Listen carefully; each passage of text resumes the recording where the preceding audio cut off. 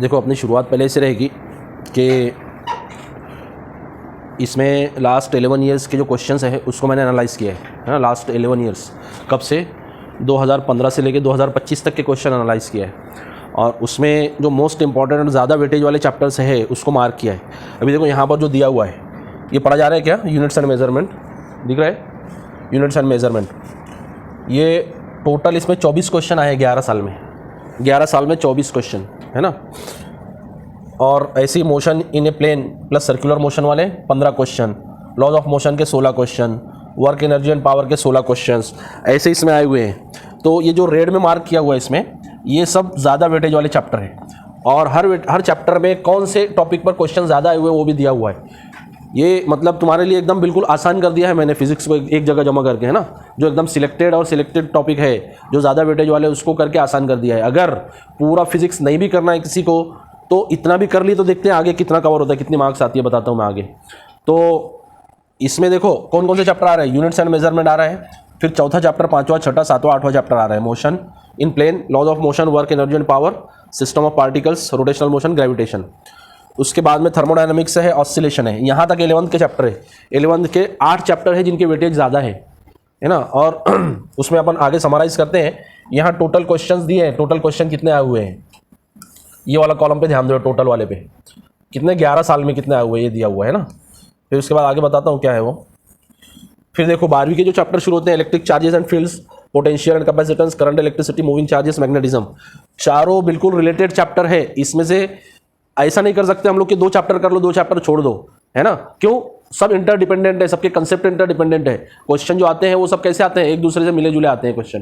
तो ये चारों मिलाकर जो है ये कितने क्वेश्चन आते हैं देखो, पहले चैप्टर पे 14, दूसरे पे 25, तीसरे पे करंट इलेक्ट्रिसिटी सबसे ज़्यादा वेटेज वाला चैप्टर है 12वीं का, है ना। उसमें कितने क्वेश्चन आए, 31 क्वेश्चन आए। कितने साल में, 11 साल में, मतलब ऑलमोस्ट 3 क्वेश्चन हर साल आते हैं उसमें। मूविंग चार्जेस मैग्नेटिज्म में देखो 21 क्वेश्चन।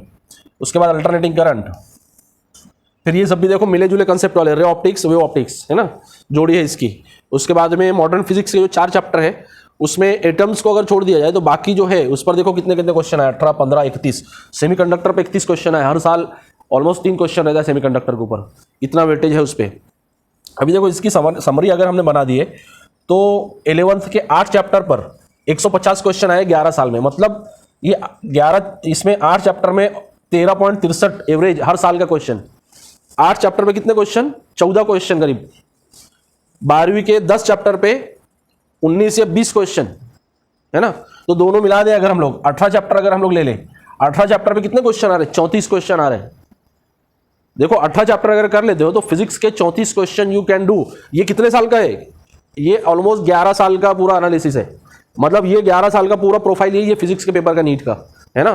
तो मतलब ये 34 क्वेश्चन आना ही आना है। अभी ये जो रेड वाला दिख रहा है एक्सपेक्टेड है कि इस साल अभी तुम्हारे लिए जो है तुमको जो पेपर आएगा उसमें 18 चैप्टर में 34 क्वेश्चन आना है। मतलब कितने मार्क्स का आना है, 136 मार्क का। 18 चैप्टर अगर अच्छे से कर लेते हो, आखिरी दर्जे में, ये एकदम आखिरी दर्जे में 18 चैप्टर अगर अच्छे से कर लेते हो तो कितने मार्क्स कवर होते हैं, 136 मार्क कवर होते हैं। फिजिक्स में 136, 130 भी अगर लेकर आए MBBS तक काफ़ी है वो। अपन ये अगर इमेजिन करते हैं कि बायो में तुम्हारा 330, 340 आ जाता है ना, केमिस्ट्री में 110 तक आ जाता है, तो फिजिक्स में 130 मार्क जो ये बहुत है, बहुत ज़्यादा है। समझ में आ रहा है क्या, MBBS तक जाने के लिए तुम्हारा रास्ता एकदम आसान हो रहा है ये। अभी देखो ये जो 18 चैप्टर पे 34 क्वेश्चन है, इसको यहां पर चैप्टर वाइज भी कर दिया है। 2026 में expected question units and measurement पे 3 क्वेश्चन ऑलमोस्ट हर साल रहते हैं, इस साल भी आना ही आना है ना। उसमें टॉपिक्स कौन से है वो भी मैं बता रहा हूँ, डायमेंशंस और एरर के क्वेश्चन है। और एक आएगा उसमें मेजरिंग इंस्ट्रूमेंट वाला एक क्वेश्चन फिक्स है, इस साल एक्सपेक्टेड है। स्क्रू गेज का क्वेश्चन आ सकता है इस साल, है ना, क्योंकि पिछले 2 साल से वर्नियर कैलिपर आ रहे हैं। उसके बाद में मोशन इन प्लेन के 2 क्वेश्चन, लॉज ऑफ मोशन का 1, वर्क एनर्जी पावर का 1, सिस्टम ऑफ पार्टिकल के 3 question, rotational motion, rigid body वाला जो है, मोमेंट ऑफ इनर्शिया जिसमें है, मोमेंटम है जिसमें एंगुलर मोमेंटम, है ना, ये सब जो है उसमें 3 क्वेश्चन हर साल फिक्स है। 2025 में 4 क्वेश्चन आया था उस पर, 4 क्वेश्चन उस चैप्टर में से। ग्रेविटेशन पे 2 क्वेश्चन ऑलमोस्ट हर साल, थर्मोडायनेमिक्स पे 2 क्वेश्चन हर साल, इलेक्ट्रिक चार्जेस फील्ड पर 1 क्वेश्चन, पोटेंशियल कैपेसिटेंस पे 2, करंट इलेक्ट्रिसिटी पे 3, मूविंग चार्जेस मैग्नेटिज्म पे 2। देखो यहाँ पर current electric charges and field पे बोले हर साल एक एक क्वेश्चन आ रहे हैं, एक भी क्वेश्चन नहीं आया तो, और उसमें 14 क्वेश्चन आए 11 साल में, तो उसको स्किप कर सकते हैं क्या? स्किप नहीं कर सकते। क्यों? क्योंकि अगले कंसेप्ट उसके ऊपर डिपेंड है ना, कैपेसिटेंस के कंसेप्ट उसके ऊपर डिपेंड है, करंट इलेक्ट्रिसिटी और मूविंग चार्जेस के कंसेप्ट वहाँ डिपेंड है, चार्जेस के जो कंसेप्ट पढ़ते हैं हम लोग फील्ड और चार्जेस के, तो ये सब इंटरडिपेंडेंट है, तो इसमें कोई भी चैप्टर स्किप नहीं कर सकते हम एनी हाउ। ये जो बताया यार बहुत इंपॉर्टेंट है, समझ लो इसके पीछे कितनी मेहनत किया है मैंने, फायदा उठाओ इसका थोड़ा। समझ में आ रही है क्या बात? एकदम आसान कर दिए तुम्हारे लिए मैंने सब। अल्टरनेटिंग करंट पे 2 क्वेश्चन, ऐसे ही हर पूरे मॉडर्न फिजिक्स का जो पार्ट है उसमें 2-2 क्वेश्चन, सेमीकंडक्टर पर 3 क्वेश्चन, हर साल आता है 3 क्वेश्चन, है ना। इसके टॉपिक्स आगे लिखे हुए सब किस किस टॉपिक पर आता है, ये जो है ये ग्रुप में शेयर कर दूंगा मैं, और तुम्हारे लिए आसान हो जाएगा सब, देखना है तुमको, ठीक है। अभी देखो इसको एक अलग तरीके से मैं और बता रहा हूं तुमको। देखो अपना रिवीजन का तरीका क्या रहेगा वो पहले समझ लो। जैसे हम लोग रेगुलर लेक्चर में क्या करते थे, पूरे डेफिनेशन, पूरे लॉज, पूरे डेरिवेशन, है ना, फॉर्मूले कौन से कैसे आए, ये सब पढ़ते थे। लेकिन यहाँ पर हम कैसे शुरुआत करेंगे, हम समरी से शुरुआत करेंगे। जैसे for example units and measurement, कितने टाइप के क्वेश्चन आते हैं, कौन कौन से टाइप पर आते हैं, उस टाइप में क्या है मेजर, क्या फॉर्मूले है, क्या कंसेप्ट है, ये पढ़ेंगे। उसके बाद में क्वेश्चन स्टार्ट करेंगे। मतलब हर चैप्टर पे एक दिन हम लोग पूरे चैप्टर का कंसेप्ट पढ़ेंगे और दूसरे दिन उसके क्वेश्चंस करेंगे। जिसको 3 दिन देना है उसमें 1.5 दिन कंसेप्ट रहेगा, 1.5 दिन क्वेश्चंस रहेंगे। तो शुरू करते हैं हम लोग यूनिट्स एंड मेजरमेंट। ये चैप्टर मोस्ट इंपॉर्टेंट चैप्टर में से दिया जा सकता है। पूरे 18 चैप्टर में 4 चैप्टर ऐसे हैं जिसमें ऑलमोस्ट हर साल 3 क्वेश्चन आते हैं 4 चैप्टर में, उसमें से एक चैप्टर ये भी है। और इजिएस्ट चैप्टर इसको बोले तो चलेगा, प्रोवाइडेड दैट कि तो अपने को फॉर्मूले याद होना चाहिए, है ना। इस चैप्टर में किसी भी चैप्टर का फॉर्मूला यूज होता है। फॉर एग्जांपल इसमें बोल देगा हमको मैग्नेटिक फील्ड, है ना, मैग्नेटिक फील्ड का लगेगा, मैग्नेटिक फ्लक्स का लग जाएगा, कहीं पर भी कुछ भी लग, कैपेसिटेंस लग जाएगा। मतलब ये ऐसा चैप्टर है कि जो पूरे फिजिक्स को कवर कर लेता है, पूरे फिजिक्स के फॉर्मूले आते हैं। शुरू में मैंने पूरे फॉर्मूले का पीडीएफ शेयर किया था ग्रुप पर, याद है क्या? और एनसीईआरटी में भी दिया हुआ है, जिसको देखना है वहां देख सकते हैं। उसमें सिर्फ फॉर्मूले देखना है, उसमें डायमेंशंस भी दिए हुए हैं। डायमेंशन रटना नहीं है, रटना मतलब क्या है, एफर्ट तुम लोग डाल रहे हो उसमें। आसान तरीका क्या है, फॉर्मूले याद रख लो। और फॉर्मूले कैसे याद रखना है वो बताया मैंने, लिख कर याद रखना है ना। तो हम लोग प्रीवियसली कंसीडर कर लेते हैं कि तुमको फॉर्मूले पूरे याद हैं इसमें, है ना। अब हम लोग यहां से शुरुआत करते हैं कि इस चैप्टर में जो क्वेश्चंस आते हैं वो चैप्टर किस किस टॉपिक पर ज्यादा क्वेश्चंस आते हैं और किस किस टॉपिक पर आते हैं। अगर हम लोग ऐसा देखें तो ये पूरा चैप्टर जो है 3 पार्ट में डिवाइड होता है। कैसे 3 पार्ट में डिवाइड होता है? देखो पहला जो पार्ट है वो एरर और सिग्निफिकेंट फिगर, सिग्निफिकेंट फिगर, इस पर क्वेश्चन आते हैं। दूसरा जो टॉपिक है वो आता है डायमेंशन, डायमेंशन और यूनिट कन्वर्शंस को भी इसी में हम लोग कंसीडर कर लेते हैं, यूनिट कन्वर्शन। और तीसरा जो टाइप है वो आता है इंस्ट्रूमेंट्स। इंस्ट्रूमेंट मतलब क्या, vernier calliper, screw gauge, least count, है ना, इस पर क्वेश्चन आता है। तो पूरे चैप्टर की समरी, जितने क्वेश्चन हमने देखे अभी तक 11 साल में आए हुए क्वेश्चन, ये सब इसके अंदर ही आए, इसके अंदर ही घूमे हुए हैं, है ना। अभी इसमें से मेजरमेंट के कुछ क्वेश्चन है, हम लोग यहाँ उसको कंसीडर कर सकते हैं इंस्ट्रूमेंट के साथ में। मेजरमेंट के क्वेश्चन जैसे पैरेलैक्स मेथड वगैरह, मेजरमेंट्स, पैरेलैक्स मेथड या सॉलिड एंगल या प्लेन एंगल का जो मेजरमेंट है वो हम लोग वहाँ कंसीडर कर लेते हैं। लेकिन 24 के सिलेबस में मेजरमेंट को मेंशन नहीं किया है ना, पैरेलैक्स मेथड वगैरह को मेंशन नहीं किया है। अगर करना है एक आध क्वेश्चन हम लोग उस पर कर सकते हैं, अदरवाइज इस पर आने के चांसेस, प्रोबेबिलिटी कम है मेजरमेंट्स पर। अभी देखो हर पेपर में डायमेंशन के ऊपर क्वेश्चन कंफर्म मिलेंगे, हर पेपर में एरर के ऊपर क्वेश्चन कंफर्म मिलेंगे और हर पेपर में इंस्ट्रूमेंट के ऊपर क्वेश्चन कंफर्म मिलेंगे। सिग्निफिकेंट फिगर्स, यूनिट कन्वर्शन और मेजरमेंट ये ऑप्शनल रहते हैं। ऑप्शनल का मतलब क्या, कभी यूनिट कन्वर्शन आ गया तो इंस्ट्रूमेंट वाला नहीं आएगा, या मेजरमेंट वाला आ जाता था तो इंस्ट्रूमेंट वाला नहीं आता था, ऐसे होता था, है ना। डायमेंशन और एरर वाला ऑलमोस्ट हर क्वेश्चन पेपर में तुमको मिलेगा क्वेश्चन, ठीक है। इसमें हम लोग शुरुआत जो करेंगे अभी रिवीजन की, वो शुरुआत करेंगे यूनिट कन्वर्शन से। उसका रीजन ये है कि हमको फंडामेंटल यूनिट और सिस्टम ऑफ यूनिट्स मालूम रहना चाहिए, जो हमने पढ़ा है पहले ऑलरेडी, है ना। तो हम लोग सबसे पहले देखते हैं यूनिट्स और यूनिट कन्वर्शन क्या है। यूनिट में हमने पढ़ा था, यूनिट सिस्टम ऑफ यूनिट्स में 4 सिस्टम हमने पढ़ा था। कौन कौन सा, फटाफट बोलते चलो। हाँ, सीजीएस, एमकेएस, एफपीएस और एसआई सिस्टम, इसमें जो क्वेश्चन हमको आते हैं वो सीजीएस और एसआई पर आते हैं पूरे क्वेश्चन, है ना। कन्वर्शन भी जो आता है सीजीएस और एसआई पर आता है। तो सीजीएस और एसआई में याद रखो कन्वर्शन किसी भी यूनिट में है। एक क्वेश्चन आता है जो बोलता है कि in a new system of units mass is measured in 10 kg, distance is measured in 1 kilometre, time is measured in 1 minute, so how joule is expressed in this new system, है ना। तो नया सिस्टम भी generate कर लेता है question में। कोई भी सिस्टम आया डरने की बात नहीं है, कोई भी सिस्टम आया एकदम इजीएस्ट वे है करने के लिए। तो हम लोग सबसे पहले शुरुआत कहां से करते हैं, यूनिट कन्वर्शन से करते हैं हम लोग शुरुआत, यूनिट कन्वर्शन। तो इसमें सिस्टम ऑफ यूनिट हो गया, सिस्टम ऑफ यूनिट, है ना। इसमें 4 सिस्टम, 4 सिस्टम्स आर देयर, और 4 में इंपॉर्टेंट कौन सा, सीजीएस और एसआई इंपॉर्टेंट है, इसी का कन्वर्शन आता है। एफपीएस का नहीं आता है, सिलेबस में नहीं है। और एमकेएस जनरली कुछ आ जाता है, लेकिन एमकेएस में सिर्फ एक बार क्वेश्चन आया है, किलोग्राम फोर्स वाला एक बार क्वेश्चन आया है, किलोग्राम फोर्स वाला, है ना। तो एमकेएस भी थोड़ा बहुत हम समझ सकते हैं, और एसआई और एमकेएस में कुछ ज़्यादा फर्क नहीं है, बताया था मैंने भी। बेसिक फंडामेंटल जो फिजिकल क्वांटिटी है वो सेम है। तो हर सिस्टम ऑफ यूनिट में क्या इंपॉर्टेंट है, हर सिस्टम ऑफ यूनिट में इसमें फंडामेंटल क्वांटिटीज इंपॉर्टेंट है। फंडामेंटल क्वांटिटीज, फंडामेंटल क्वांटिटीज हम किसको बोलते हैं, जो दूसरे पर डिपेंड नहीं रहेगी, जिसको हम लोग क्या बोलते हैं, मास, लेंथ और टाइम। ये जनरली सब सिस्टम में है, लेकिन एसआई सिस्टम में 7 क्वांटिटी हो जाती है ना। इसके साथ और क्या क्या बढ़ जाता है, इलेक्ट्रिक करंट बढ़ जाता है, अमाउंट ऑफ सब्सटेंस बढ़ जाता है, टेम्परेचर बढ़ जाता है, इंटेंसिटी ऑफ लाइट बढ़ जाती है। तो इसमें याद रखो कि इंटेंसिटी ऑफ लाइट, कैंडेला, है ना, कैंडेला के ऊपर क्वेश्चन नहीं आया अभी तक। आई डोंट नो केमिस्ट्री में शायद आया होगा, तो मुझे नहीं मालूम, फिजिक्स में आज तक नहीं आया। क्वेश्चन जो आया है यूनिट कन्वर्शन में एम्पियर टेम्परेचर तक आता है ना। मोल पर एक बार आया है और कैंडेला पर आज तक नहीं आया है ना। इंटेंसिटी ऑफ लाइट के ऊपर क्वेश्चन आज तक नहीं आया, लेकिन ये नहीं बोल सकते कि आ नहीं सकता है।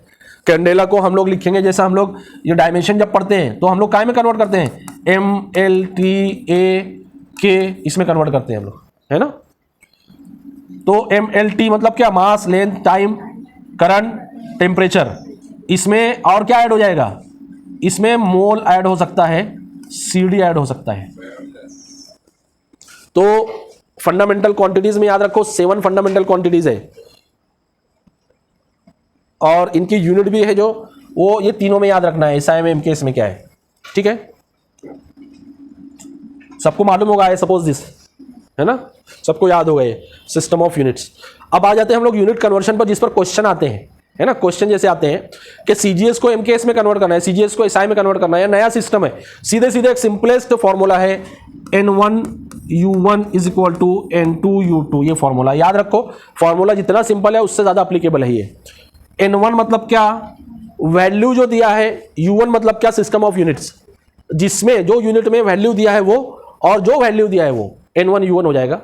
जिस सिस्टम में पूछा है वो U2 रहेगा, और जो वैल्यू नहीं आने वाली है वो N2 रहेगा, जो हमको कैलकुलेट करना रहेगा। फॉर एग्जांपल जैसे बोला कि डेंसिटी हमको दे दिया सीजीएस सिस्टम में, सीजीएस सिस्टम में हमको डेंसिटी दे दिया है 0.134, हमको दे दिया सीजीएस सिस्टम में, सीजीएस सिस्टम में डेंसिटी कितना दे दिया, 0.134, और इसका यूनिट क्या रहेगा, ग्राम पर cm3। हमको बोला है कि what is the density in SI system.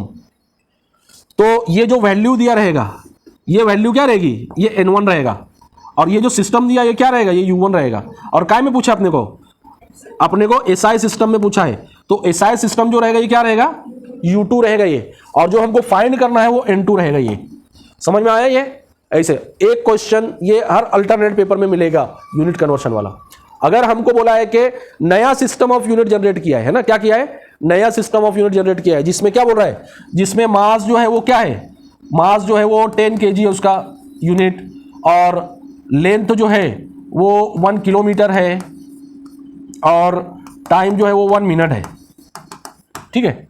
तो हमको बोल दिया है कि इस नए सिस्टम में 1 जूल मतलब कितना, 1 जूल मतलब कितना, जूल मतलब ये कौन सा सिस्टम है, एसआई सिस्टम है।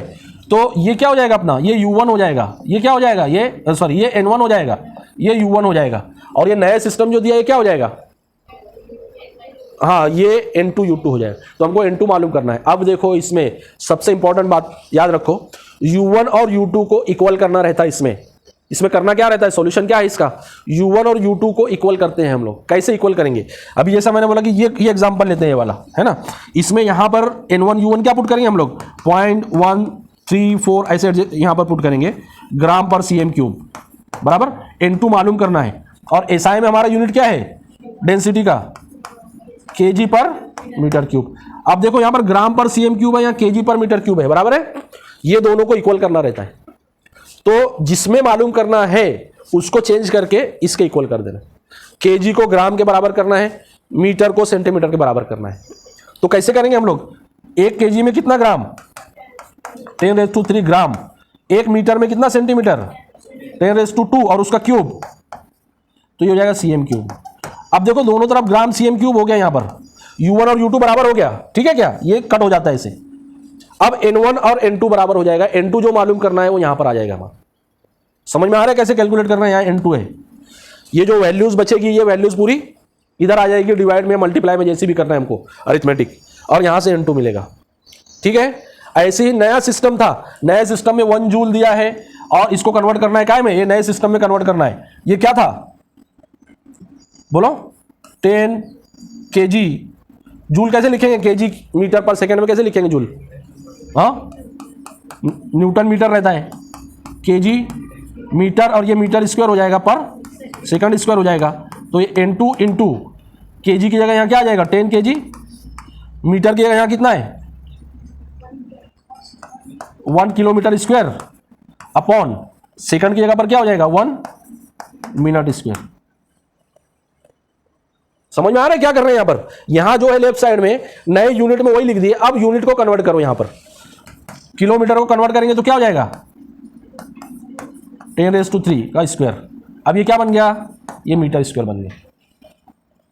kg ऑलरेडी 10 है, 10 मिनट का क्या करना पड़ेगा 60, उसका स्क्वायर है सेकंड स्क्वायर है। अभी देखो kg मीटर स्क्वायर पर सेकंड स्क्वायर हो गया, यहां भी वही था, ये कट हो जाएगा सब, तो यहां क्या बचा 10⁻6, 10⁻7 और डिवाइड बाय 3600 नीचे हो जाएगा।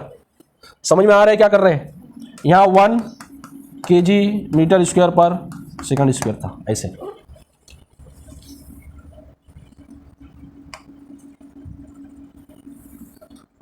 समझ में आ रहा है कैसे किए, ये इक्वल करे ना, kg metre square second square, दोनों कैंसिल हो गया, जो बचा वो n2 यहां पर छोड़ के बाकी सब इधर लेकर आ जाओ, तो फिर यहां पर अपने को क्या मिल जाएगा n2 मिल जाएगा। सिग्निफिकेंट फिगर्स के रूल ऐसे है कि ये रूल याद रखना पड़ता है और इजी भी है, कोई मुश्किल नहीं है। सिग्निफिकेंट फिगर्स, इसमें सबसे इंपॉर्टेंट चीज, सबसे पहले क्वेश्चन के पॉइंट ऑफ व्यू बात कर रहे हैं अपन अभी सिर्फ, है ना, हम लोग अभी डेफिनेशन और लॉज की बात नहीं करेंगे, लॉज क्या है, उसका स्टेटमेंट क्या है। देखो इस पर क्वेश्चन जब आता है तो इस पर एक क्वेश्चन आया है कि एक डायमेंशन दिया है 0.0005 और 1.34, दोनों में से कौन सी एक्यूरेसी ज्यादा है। समझ में आया क्या, 0.0005 और 1.34, कौन सा ज्यादा एक्यूरेट, कौन सा ज्यादा एक्यूरेट, ऊपर वाला गलत, नीचे वाला, क्यों, जिसमें सिग्निफिकेंट फिगर ज्यादा वो ज्यादा एक्यूरेट, याद रखो ये थंब रूल है ना। क्वेश्चन आया हुआ है नीट में, ऐसे दिया हुआ, अपने को लग रहा है ज्यादा एक्यूरेट है, एक्यूरेट नहीं हो, छोटा डायमेंशन है, इसको मैंने लिख दिया 1 2 3 4, इसको मैंने लिख दिया 5 × 10⁻⁴, ऐसे हो जाएगा ये तो। और हम लोग इसको 10⁻² वाले को कंसीडर नहीं करते। अभी ये 5 हो गया, ये 1.34 हो गया, अब कौन सा एक्यूरेट, 1.34 वाला एक्यूरेट। समझ में आ रहा है, तो जिसमें ज्यादा सिग्निफिकेंट फिगर वो कभी भी वो क्वांटिटी ज्यादा एक्यूरेट समझी जाती है मेजरमेंट में, ठीक है। अब सिग्निफिकेंट फिगर्स का जो रूल है उसको समझो, प्लस माइनस मल्टीप्लाई डिवाइड में हमको क्वेश्चन आता है, क्वेश्चन क्या आता है हमको आता है एक रेक्टेंगुलर शीट है, उसका लेंथ जो है वो कुछ तो भी 4.35 मीटर है, उसका जो ब्रेड्थ है वो 1.2 मीटर है, 1.2 मीटर है, और उसका थिकनेस जो है वो t है, वो कुछ तो भी 10 सेंटीमीटर है। What will be the volume of that to correct significant figures, है ना।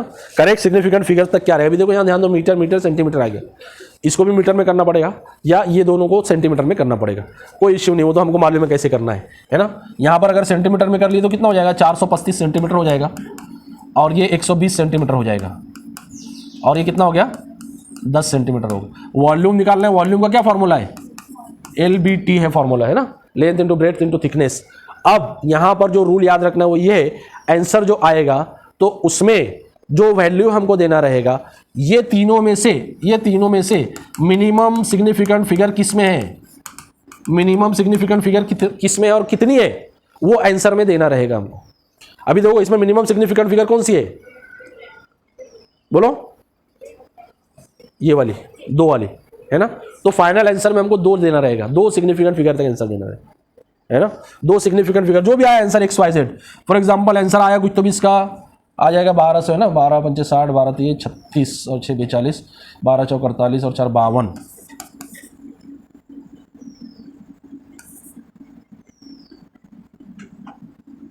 ऐसे कुछ तो भी आएगा इसका, जो भी आए ऐसे आया। तो एग्जैक्ट कैलकुलेट नहीं किया मैंने ना, मैंने अंदाज से लिख दिया। अभी इसमें हमको क्या देना पड़ेगा, CM क्यूब में देना पड़ेगा, ठीक है। तो या अगर मीटर क्यूब में बोला है तो, मीटर क्यूब में बोला है तो कैसे आ जाएगा ये,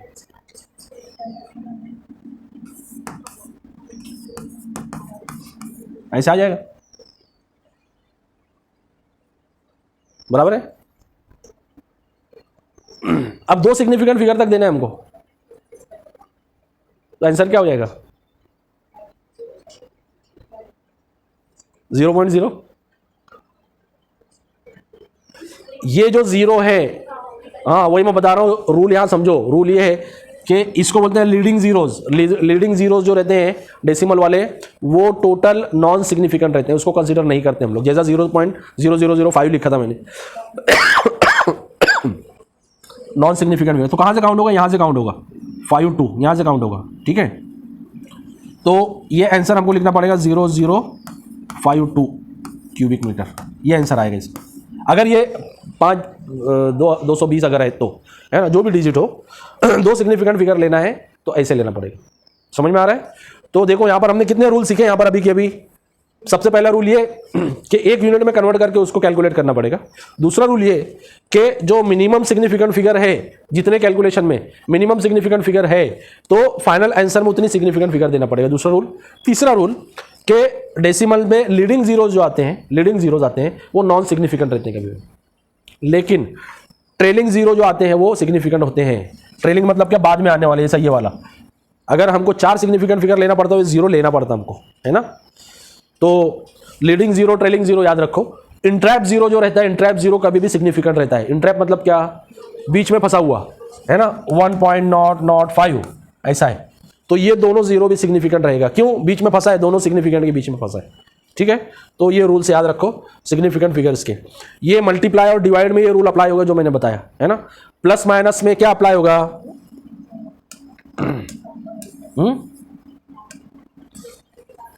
हाँ, प्लस माइनस में डेसिमल के बाद में जिसमें मिनिमम है वो अप्लाई होगा। अब ये मान लो कि हमको बोला गया है कि एक लेंथ L1 है 35.15 और L2 है 6.8, है ना, 6.8। या इसको ऐसे करो,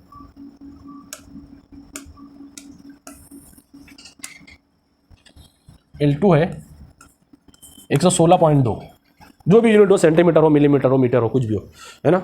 अब ये दोनों को मिला दिया जाए अगर, तो लेंथ कितनी हो जाएगी, up to correct significant figure, ठीक है। तो ये दोनों को मिलाएंगे तो कितना आ जाएगा आंसर, 5, 3, 6 और 5 11, 3 और 2 5, 1, 151.35 आ रहा है आंसर में। सब दिया रहेगा 151.35, 151, 151.3, 151.4 ऐसे दिया रहेगा, है ना। तो यहां पर हमको क्या देना है, प्लस माइनस अगर कर रहे तो डेसिमल के बाद में मिनिमम सिग्निफिकेंट फिगर किसमें है, इसमें है। मतलब डेसिमल के बाद में एक ही सिग्निफिकेंट फिगर देना पड़ेगा हमको आंसर में, है ना। मतलब 151.3, लेकिन 3 दिए तो गलत हो जाएगा। अगला डिजिट जो अवॉइड करना है 5 या 5 से ज्यादा है, अब राउंडिंग ऑफ वाला रूल अप्लाई होगा। तो सिग्निफिकेंट फिगर के साथ में राउंडिंग ऑफ वाला रूल भी याद रखना है। राउंडिंग ऑफ, राउंडिंग ऑफ का रूल भी बताया था मैंने, क्या है राउंडिंग ऑफ का रूल, कि जो डिजिट हम लोग छोड़ रहे हैं, अगर वो digit if greater than 5, if greater than 5, तो क्या होगा, प्रीवियस प्लस 1 हो जाएगा, इफ लेस देन 5 तो प्रीवियस एज इट इज रहेगा, लेकिन अगर इफ इक्वल टू 5 है तो फिर दो पार्टें फूट जाएंगी इसमें। हाँ, प्रीवियस अगर ऑड है तो +1 हो जाएगा, और अगर प्रीवियस इवन है तो एज इट इज रहेगा। ये रूल्स राउंडिंग ऑफ वाले याद रखना है। तो सिग्निफिकेंट फिगर का जब भी क्वेश्चन आता है ये पूरे रूल एक साथ अप्लाई होते हैं, है ना। अभी देखो यहां पर एडिशन सब्ट्रैक्शन में क्या रूल अप्लाई हो रहा है, डेसिमल के बाद में मिनिमम जिसमें डिजिट है, मिनिमम सिग्निफिकेंट फिगर है, आंसर में उतना आना चाहिए। कितना आना चाहिए डेसिमल के बाद? 1 आना चाहिए। अब 1 हम लोग ने लिख दिया यहां पर आंसर 151.3 गलत हो जाएगा। क्यों? जो डिजिट हम लोग छोड़ रहे हैं वो 5 या 5 से ज्यादा है ना। अब 5 है मतलब कौन सा रूल अप्लाई होगा? ये तीसरे नंबर वाला इक्वल टू 5। तो अब क्या चेक करेंगे, ऑड है कि इवन है। 3 क्या है? ऑड है, तो क्या हो जाएगा?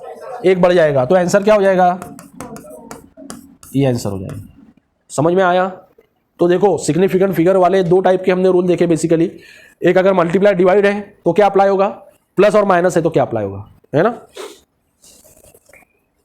9:25 हो रहा है, चलो ठीक है, हो जाएगा 5 मिनट में। एरर एक्यूरेसी प्रिसीजन हमने पढ़ा सब, है ना। तो एरर डायरेक्ट हम लोग बात करते हैं। एरर क्या है? Difference in measurement and actual quantity. Actual quantity जो रहेगा, एरर हम लोग किसको बोलेंगे? Error is equal to measured value measured minus actual या ट्रू, इसको हम लोग एरर बोलेंगे। एरर के टाइप हमने देखे थे, कौन कौन से टाइप है? एब्सोल्यूट एरर, दूसरा रिलेटिव एरर, तीसरा परसेंटेज एरर। एब्सोल्यूट एरर मतलब क्या? Measured value minus true value absolute error हो जाएगा। इसको हम लोग इंडिकेट करते हैं डेल्टा से, है ना, डेल्टा से। तो एब्सोल्यूट एरर हो जाता है डेल्टा जो रहेगा वो। रिलेटिव एरर क्या हो जाएगा?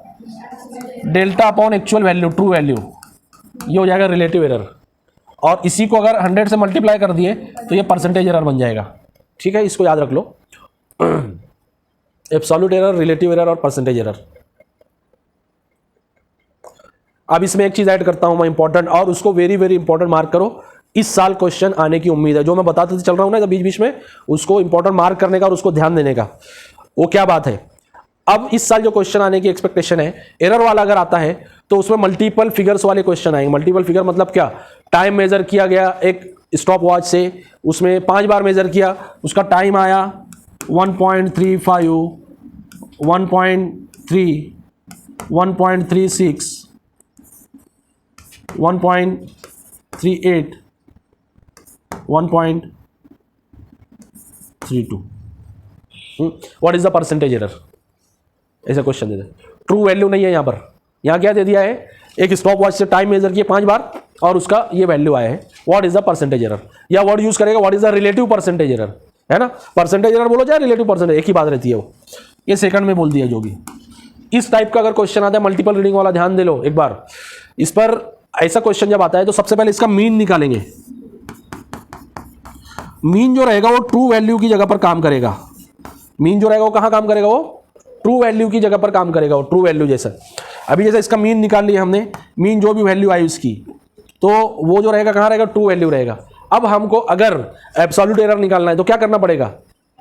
हर वैल्यू में से माइनस मीन करना पड़ेगा। मीन जो आया है माइनस मीन, समझ में आ रहा है क्या? Minus mean. अब ये जो आएगा ये क्या आएगा? ये सब जगह एब्सोल्यूट एरर आएगा।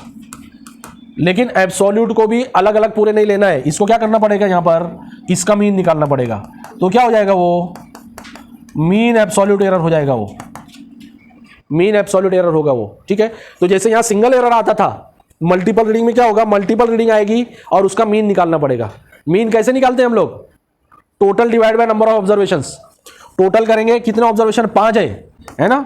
तो total divide by number of observations, 5 observation है। टोटल करेंगे डिवाइड बाय 5 कर देंगे, क्या आ जाएगा? इसका मीन आ जाएगा। ऐसे यहां पर एब्सोल्यूट एरर आएगा हर बार। सबको ऐड करेंगे डिवाइड बाय 5 कर देंगे, मीन एब्सोल्यूट एरर आएगा। और फिर परसेंटेज एरर कैसे आएगा? हाँ, रिलेटिव एरर कैसे निकालेंगे? Relative is equal to mean absolute upon mean into 100। समझ में आया? वेरी वेरी इंपॉर्टेंट, मार्क करके रखो, चांसेस है क्वेश्चन इस पर आने के इस बार भी। इसमें एक इंपॉर्टेंट उसमें देखते हैं कि अगर एरर का जो दूसरा टाइप का क्वेश्चन है, एरर कंटिन्यू, एरर में दूसरा टाइप का जो क्वेश्चन है तो उसमें हमको देता है कि फॉर एग्जांपल ए का परसेंटेज एरर हमको दे देगा 1%, बी का दे देगा 2%, सी का दे देगा 3% और डी का दे देगा 4% ऐसे, और बोलेगा any quantity P which is depends on A B C is A cube B square upon square root C D, so what is the percentage error in P. इस टाइप का क्वेश्चन आता है ना। तो इसमें याद रखो रूल्स अपने को क्या समझना है, रूल्स ये समझना है कि अगर बेसिक क्वांटिटी का पावर है तो क्या हो जाता है, एरर का मल्टीप्लाई हो जाता है। ये 3a प्लस 2b और यहाँ पर इसका पावर कितना है, c का पावर हाफ है, d का भी पावर हाफ है, तो plus half c plus half d ऐसे आ जाएगा ये परसेंट, सबका परसेंट आ जाएगा। ठीक है, इसमें दो बातें याद रखना है। सबसे पहली बात ये कि एरर जो है वो कभी भी माइनस नहीं होगा, एक जगह सिर्फ एरर माइनस होता है, मैं बताता हूँ कहाँ पर होता है। बाकी ये यहाँ पर डिवाइड में अगर है तो हम बोलते हैं डिवाइड का पावर ऊपर जाकर माइनस हो जाता है, नीचे माइनस है तो ऊपर जाकर प्लस होता है, ऐसा नहीं होगा इसमें, है ना। एरर में क्या है, एरर में ऑलवेज प्लस होगा सब। ठीक है, एक चीज़ ये हो गया। दूसरा कि अगर हमको एब्सोल्यूट क्वांटिटी दिया है, एब्सोल्यूट क्वांटिटी मतलब क्या, हमको दिया है for example L is equal to 10 plus minus 3 और B is equal to 4 plus minus 2 ऐसे दिया है हमको, और हमको बोला है कि एरिया फाइंड करो, area L into B find करो। अगर फिजिकल क्वांटिटी का मल्टीप्लाई या डिवाइड है, जैसे यहाँ पर देखिए हमने फिजिकल क्वांटिटी का मल्टीप्लाई या डिवाइड है, मल्टीप्लाई या डिवाइड है तो क्या होता है, एरर का क्या होता है बोलो, बताए, रिलेटिव एरर ऐड होता है। रिलेटिव एरर मतलब क्या, delta upon original value, delta L upon L plus delta B upon B, relative error का ऐड होगा। कब, बेसिक क्वांटिटी का मल्टीप्लाई या डिवाइड है, ये मल्टीप्लाई है जैसे यहाँ डिवाइड था, है ना, तो किसका एडिशन होगा, ये रिलेटिव एरर का एडिशन होगा। रिलेटिव एरर मतलब क्या, ये है एब्सोल्यूट एरर, एब्सोल्यूट एरर है ये दोनों, एब्सोल्यूट एरर। रिलेटिव एरर क्या आएगा, absolute divide by original value, absolute divide by original value, delta L upon L. तो यहाँ पर क्या हो जाएगा, 3 अपॉन 10 प्लस 2 अपॉन 4, ये दोनों का एडिशन होगा जो भी आई है, ये 20 हो जाएगा, इसका एलसीएम 20, ये हो जाएगा 6 प्लस 10, तो 16/20 कितना हो जाएगा, ये 4 चौक 16, 4 पंचे 20, 4/5 मतलब कितना हो जाएगा, 0.8 हो जाएगा ये। तो ए का क्या हो जाएगा, ए इज इक्वल हो जाएगा 0.8 इंटू ए, ये वाला ए, तो ये क्या आएगा, डेल्टा ए आएगा। ए कितना है, 40 है, तो कितना हो जाएगा,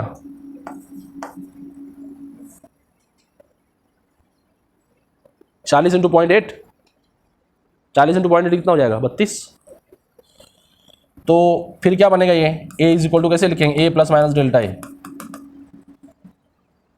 सही हो रहा है क्या कैलकुलेशन, ध्यान दो, ये सिर्फ एग्जांपल कैलकुलेशन है। रूल क्या बता रहा हूं मैं, रूल ये याद रखो कि रिलेटिव एरर जो है वो किसका आएगा, डेल्टा ए का रिलेटिव एरर आएगा। कैसे आएगा, जो दोनों क्वांटिटी है उसकी वहां से आएगा वो, फिर डेल्टा ए कैसे आएगा, ए इधर आके मल्टीप्लाई हो जाएगा। This is calculation of relative error of A. और ये कब होगा, जब फिजिकल क्वांटिटी का मल्टीप्लाई या डिवाइड है तब, है ना, तब रिलेटिव एरर का एडिशन होगा। और अगर फिजिकल क्वांटिटी का एडिशन सब्ट्रैक्शन है तो, फिजिकल क्वांटिटी का एडिशन सब्ट्रैक्शन है तो क्या होगा, बोलो, फिजिकल क्वांटिटी का एडिशन सब्ट्रैक्शन है तो एब्सोल्यूट एरर का एडिशन होगा। अगर हमको बोला गया कि length L1 is equal to 12 plus minus 2 metre है और length L2 is equal to ये है 16 प्लस माइनस 3 मीटर, ऐसे कुछ है, और हमको बोला है दोनों लेंथ को ऐड करना है, दो रॉड है दो लेंथ की, तो जो टोटल लेंथ आएगी वो कितनी आएगी, तो कितनी आ जाएगी, L is equal to L1 plus L2 अगर हो रहा है, फिजिकल क्वांटिटी क्या हुआ, यहाँ एडिशन हुआ, तो कितना हो जाएगा, ये 12 प्लस 16, ये हो जाएगा 28, और डेल्टा L क्या होगा फिर, delta L1 plus delta L2, ऐसे आ जाएगा ये 2 प्लस 3 इज इक्वल टू 5, तो L प्लस डेल्टा L क्या हो जाएगा, ये plus minus delta L is equal to 28 plus minus 5, ये आंसर आएगा। तो यहाँ देखो हमने कितने रूल देखे, 3 रूल देखे। पहला रूल था अगर बेसिक क्वांटिटी का पावर हुआ पावर मल्टीप्लाई में आ जाएगा, बराबर। और मल्टीप्लाई में आ रहा है पावर, तो उसका माइनस कभी नहीं होगा, प्लस ही होगा हमेशा, ये पहला रूल। दूसरा रूल हमने देखा, फिजिकल क्वांटिटी का मल्टीप्लाई और डिवाइड रहेगा तो रिलेटिव एरर का एडिशन होगा, है ना, रिलेटिव एरर का एडिशन होगा। और तीसरा रूल ये देखें कि अगर फिजिकल क्वांटिटी का प्लस या माइनस रहेगा, तो जैसे यहाँ पर प्लस है, ये माइनस भी हो सकता है, L1 माइनस L2 भी हो सकता है, तो भी यही रूल अप्लाई होगा, डेल्टा का कभी भी एडिशन ही होगा चाहे इसका माइनस रहे। ठीक है, याद रहेगा तीनों रूल। या डायमेंशनल एनालिसिस,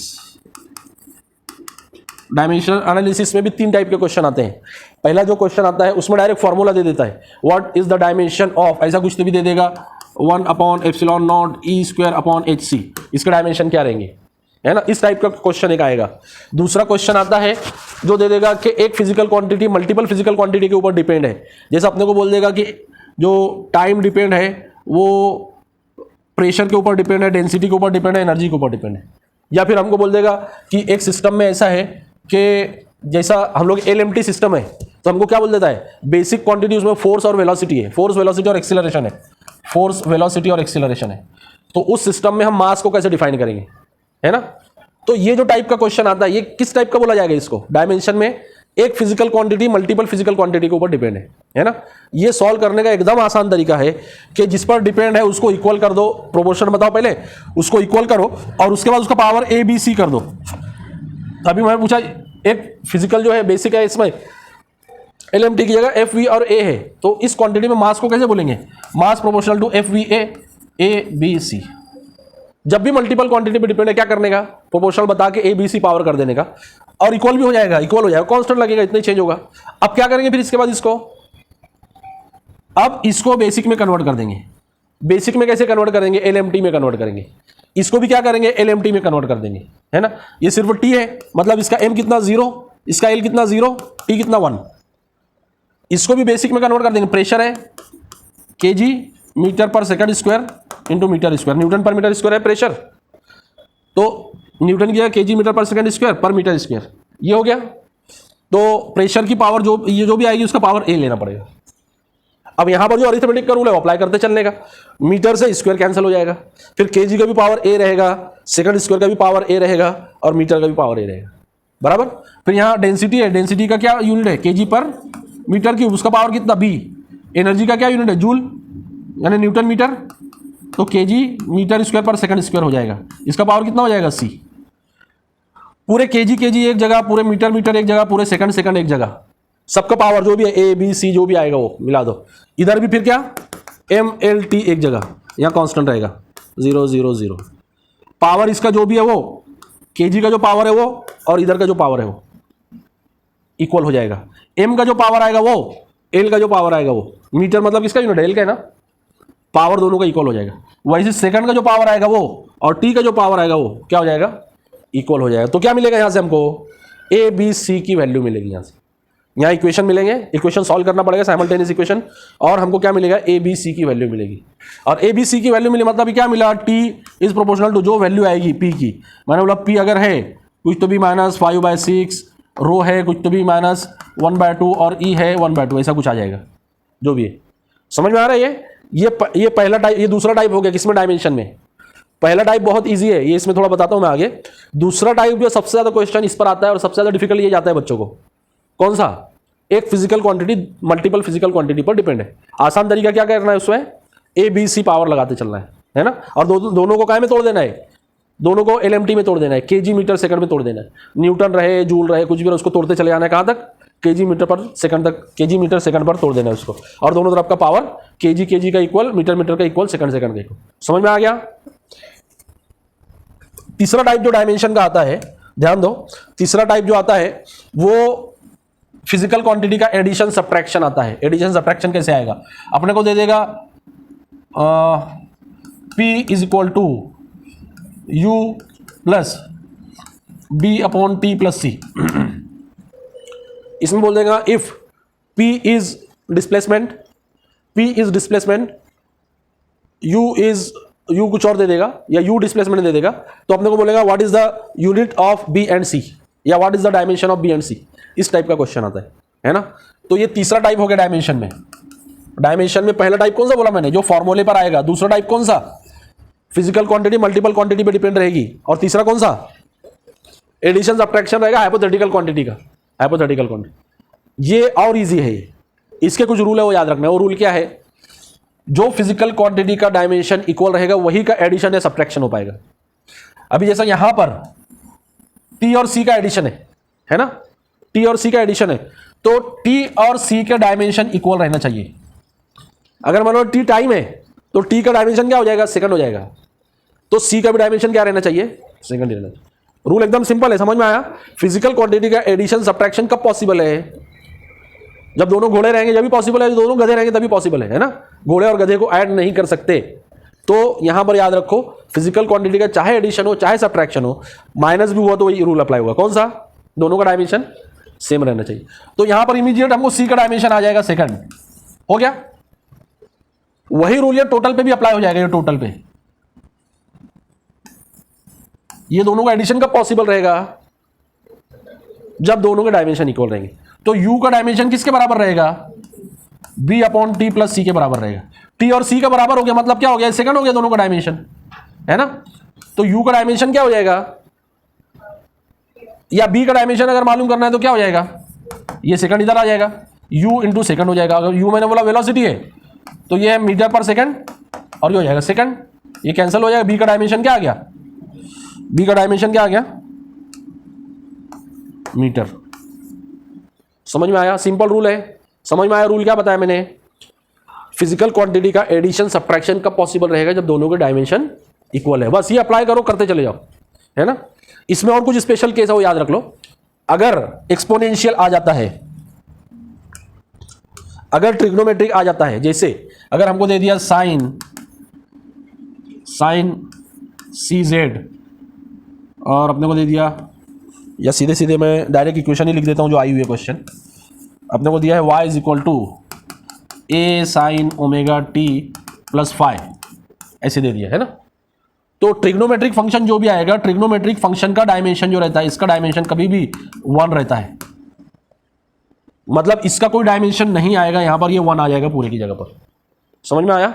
लेकिन ओमेगा टी और फाइव का एडिशन है ना, ओमेगा टी और फाइव का एडिशन है, मतलब क्या, सेम डायमेंशन रहेगा ओमेगा टी और फाइव का। तो जो ओमेगा टी का डायमेंशन है वही डायमेंशन काय का रहेगा, फाइव का रहेगा। तो याद रखो, तो यहां पर अगर ओमेगा का पूछा तो हम बता सकते हैं ओमेगा का डायमेंशन है, फाइव का डायमेंशन क्या हो जाएगा, ओमेगा का अगर मैंने बोला रेडियन पर सेकंड है और इसका टी का सेकंड है, तो फाइव का डायमेंशन क्या हो जाएगा, रेडियन हो जाएगा। तो यहां से तो ऐसे निकल जाएगा, लेकिन ये पूरे का डायमेंशन क्या रहेगा, 1 रहेगा। ठीक है, और ये इक्वेशन इक्वल बता रहे हैं, मतलब ये दोनों का डायमेंशन फिर कैसे हो जाएगा, इक्वल हो जाएगा। अगर मैंने बोला y डिस्प्लेसमेंट है, तो a का डायमेंशन क्या हो जाएगा, फिर बोल दो, मीटर हो जाएगा। समझ में आ रहा है क्या कर रहे हैं यहां पर हम लोग इक्वेशन को इक्वल कर रहे हैं, उसमें प्लस माइनस जहां पर है उसका डायमेंशन इक्वल रहेगा। ट्रिग्नोमेट्रिक फंक्शन आता है, उसका डायमेंशन क्या रहेगा, कभी भी टोटल का 1 रहेगा। ऐसे ही एक्सपोनेंशियल अगर आता है, एक्सपोनेंशियल मतलब क्या, e का पावर एक्सपोनेंशियल, अपने को दिया है i is equal to I naught E to the power minus T by C, ऐसे दे दिया है ना। और अपने को बोला है what are the dimensions of T, या what is the dimension of C, ऐसे बोल दिया। तो e का भी जो पावर रहता है, e का जो पावर रहेगा, ये इसका डायमेंशन क्या रहेगा, ये पूरे का डायमेंशन क्या रहेगा, ये भी 1 रहेगा।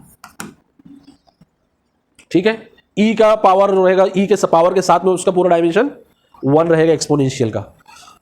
तो फिर यहां पर क्या हो जाएगा, t अपॉन सी कितना हो जाएगा, t अपॉन सी 1 हो जाएगा। समझ में आया। तो फिर t और c का डायमेंशन कैसे हो जाएगा, इक्वल हो जाएगा।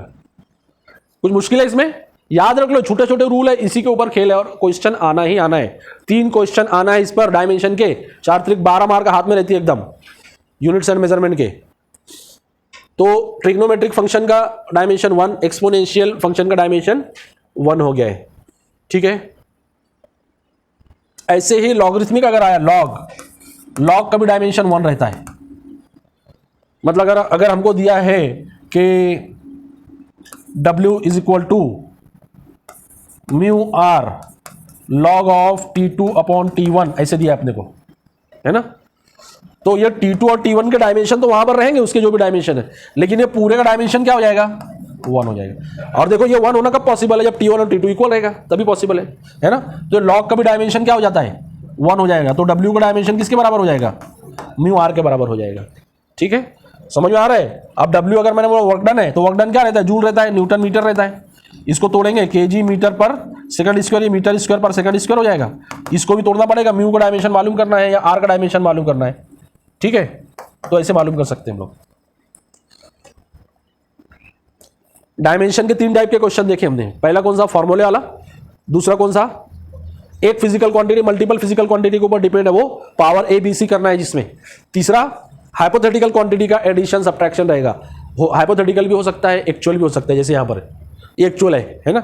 तो इस केस में क्या करना है, इस केस में रूल अप्लाई करना है, जिसका डायमेंशन बराबर उसी का प्लस माइनस पॉसिबल रहेगा। और ट्रिग्नोमेट्री का 1, एक्सपोनेंशियल का 1, लॉगरिथम का 1 डायमेंशन। ठीक है, कोई क्वेश्चन, टिपिकल क्वेश्चन अगर याद आता है कि ये क्वेश्चन में गाड़ी अटक गई थी, ऐसा कुछ किसी ने गलती से पढ़ाई कर लिया हो, तो बता देना मुझे कि हाँ ये क्वेश्चन हमारा अटक गया था ऐसा, है ना। और इस पे क्या कैसे करेंगे। ठीक है, आगे चले। फॉर्मूले वाला जो है, फॉर्मूले वाला ये वाला जो है, इसका आसान तरीका क्या है, देखो इसमें ये देखने का, अगर 12वीं की जो टर्मिनोलॉजी आती है, जैसे एप्सिलॉन नॉट ई स्क्वायर, सब 12वीं की टर्मिनोलॉजी है ना, इसमें बी आ जाएगा, फील्ड ई आ जाएगा, वी आ जाएगा, पोटेंशियल डिफरेंस वी आ जाएगा। इसमें कोशिश करना है कि इसके फॉर्मूले जो है ना उस पे से याद रखा करो।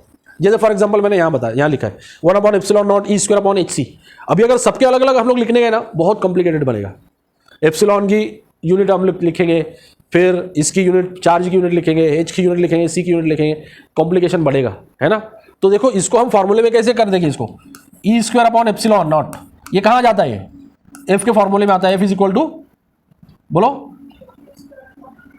के की जगह पर क्या 1/4 by epsilon naught Q square upon R square. तो क्यू मतलब क्या, चार्ज इलेक्ट्रॉन का, ये क्यू स्क्वायर यही है ना। इसकी कोई यूनिट रहेगी क्या, तो Q square upon epsilon not square की अगर यूनिट चाहिए तो क्या मिल जाएगा, एफ आर स्क्वायर मिल जाएगा। एफ मतलब क्या, न्यूटन, आर मतलब क्या, मीटर। तो इसकी डायरेक्ट यूनिट हमको क्या मिल जा रही है, न्यूटन मीटर स्क्वायर। समझ में आया क्या बताया मैंने, शॉर्टकट कैसे करने का, शॉर्टकट कैसे करने का फॉर्मूले पे से। तो ये देख लेने का इसमें से कौन सी चीज फॉर्मूले में एक जगह इकट्ठी हो सकती है, और ये कब मालूम होगा अपने को, जब फॉर्मूले पूरे याद रहेंगे, है ना। दिमाग में क्लिक होना चाहिए इमीडिएट कि ये कहां पर इकट्ठा हो रहा है। अब यहां पर एफ आर स्क्वायर हमने डाल दिया, अब यहां पर क्या बचा, ये इसका डाल दिया, तो एच और सी बचा सिर्फ। सी मालूम है स्पीड ऑफ लाइट है मीटर पर सेकंड, एच मालूम है क्या है, प्लैंक्स कांस्टेंट है जूल सेकंड। तो जूल सेकंड, मीटर पर सेकंड, सेकंड कैंसिल, क्या बचा, जूल मीटर मतलब न्यूटन मीटर स्क्वायर बराबर, ये न्यूटन मीटर स्क्वायर कैंसिल। समझ में आया, एकदम शॉर्ट तरीका। और अगर आखिरी दर्जे में हमको नहीं मालूम है, फॉर्मूले नहीं याद आ रहे, नहीं समझ में आ रहे कौन से फॉर्मूले, तो फिर उसका आसान तरीका क्या है, सबकी इंडिविजुअल यूनिट रखो। और यूनिट रखने का तरीका क्या है, एप्सिलॉन नॉट की यूनिट मुझे नहीं याद है ना, तो फिर मैं क्या करूंगा, ये कौन से फॉर्मूले में आता है, एफ के फॉर्मूले में आता है। तो अब यहां से मैं इसकी यूनिट निकालूंगा, देखो ये इधर जाएगा, एफ इधर आ जाएगा, तो एप्सिलॉन नॉट क्या बनेगा, Q square upon F R square, ये बनेगा, सही है। तो क्यू मतलब क्या, coulomb square upon newton metre square, तो एप्सिलॉन नॉट की ये यूनिट बन गई। और इसको तोड़ना है तो न्यूटन को भी तोड़ दो और कूलम को भी तोड़ दो, कूलम भी हमारा बेसिक नहीं है ना। कूलम को हम क्या करते हैं, एम्पियर सेकंड लेते हैं उसको, तो ये एम्पियर स्क्वायर सेकंड स्क्वायर हो जाएगा। न्यूटन को तोड़ेंगे तो केजी मीटर पर सेकंड स्क्वायर, और ये मीटर स्क्वायर, तो फिर क्या बन गया, ये एम्पियर स्क्वायर, ये ऊपर चला जाएगा सेकंड रेज़ टू 4, और नीचे केजी मीटर क्यूब। देखो कितना कॉम्प्लिकेटेड जा रही है ये, और ये तरीके से कितना आसान हो गया, है ना, 3 लाइन में आंसर आ जाता है। लेकिन अगर ये याद नहीं आ रहा है तो ये तरीका भी चल जाएगा, इसमें टाइम लगेगा थोड़ा, लेकिन ये तरीका भी चल जाएगा। इसमें हमको फॉर्मूला याद रहना चाहिए कि एप्सिलॉन नॉट कहाँ आएगा, एच सी कहाँ आएगा, एच सी कहाँ आता है, एच सी कहाँ आता है, हाँ, एच सी अपॉन लेमड़ा कहाँ आता है, E is equal to energy के बराबर है ना, एच सी अपॉन लेमड़ा। तो एच सी क्या हो जाएगा, ई इंटू लेमड़ा बराबर, और लेमड़ा मतलब क्या, मीटर, जूल मीटर हो जाएगा। वही तो आ रहा था ना अपना, जूल मीटर मतलब न्यूटन मीटर स्क्वायर। समझ में आया, यहां तक कोई क्वेश्चन हो तो बोलो। डायमेंशन एनालिसिस के तीनों टाइप के क्वेश्चन कैसे करना है कवर किए हम लोग। एक्चुअल क्वेश्चन जब करेंगे जब और अच्छे से समझ में आएगा, और इस पर हमने क्वेश्चन कर लिया है ऑलरेडी बहुत सारे। आगे चले, इंस्ट्रूमेंटेशन पर आ जाओ।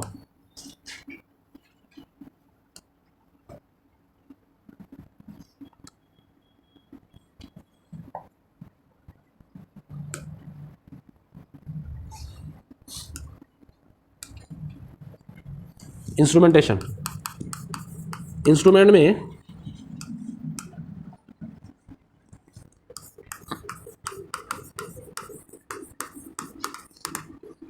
दो इंस्ट्रूमेंट आते हैं, वर्नियर कैलिपर और स्क्रू गेज। वर्नियर कैलिपर पहले देखते हैं हम लोग,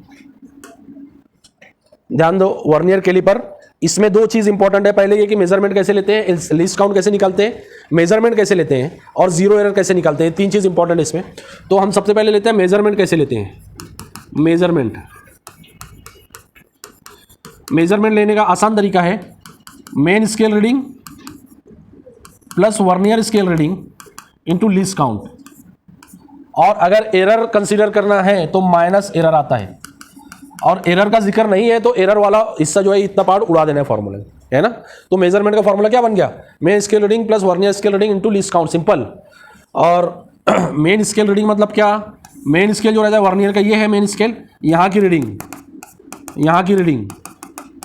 और वर्नियर स्केल रीडिंग मतलब नीचे वाला कौन सा मैच हो रहा है, ऊपर जो मैच हो रहा है उसका नंबर 1 2 3 4 5, पाँचवा मैच हो रहा है तो VSR कितना हो जाएगा, 5 हो जाएगा।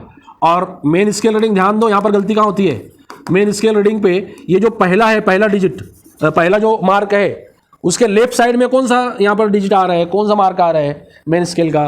अभी देखो ये अगर इधर चला गया थोड़ा सा तो ये काउंट नहीं होगा, ये बाजू वाला काउंट होगा, 1 2 3 4, 4 काउंट होगा, मेन स्केल रीडिंग 4 हो गया। समझ में आया। पहली जो मार्किंग है उसके लेफ्ट साइड में कौन सा आ रहा है यहाँ पर, वो क्या रहेगा, मेन स्केल रीडिंग रहेगा। और वर्नियर स्केल रीडिंग कौन सा रहेगा, जहां पर ये लाइन मैच होगी वो वर्नियर स्केल रीडिंग रहेगी। तो main scale reading, vernier scale reading यहां पर आ जाएगा। अब आ जाओ लीस्ट काउंट के ऊपर। लीस्ट काउंट का जो फॉर्मूला है, आसान फॉर्मूला, एक ही फॉर्मूला यूज करना है तो सब जगह सक्सेसफुल रहेगा। Least count is equal to 1 MSD main scale division minus 1 VSD, 1 vernier scale division. 1 main scale division दिया रहेगा जनरली कि मेन स्केल डिवीजन जो है 1 mm है, या दे देगा कि 10 सेंटीमीटर को 10 पार्ट में डिवाइड किया, मतलब 1 mm आ रहा है, तो 99% जो रहेगा 1 mm ही रहेगा, 1 में स्केल डिवीजन।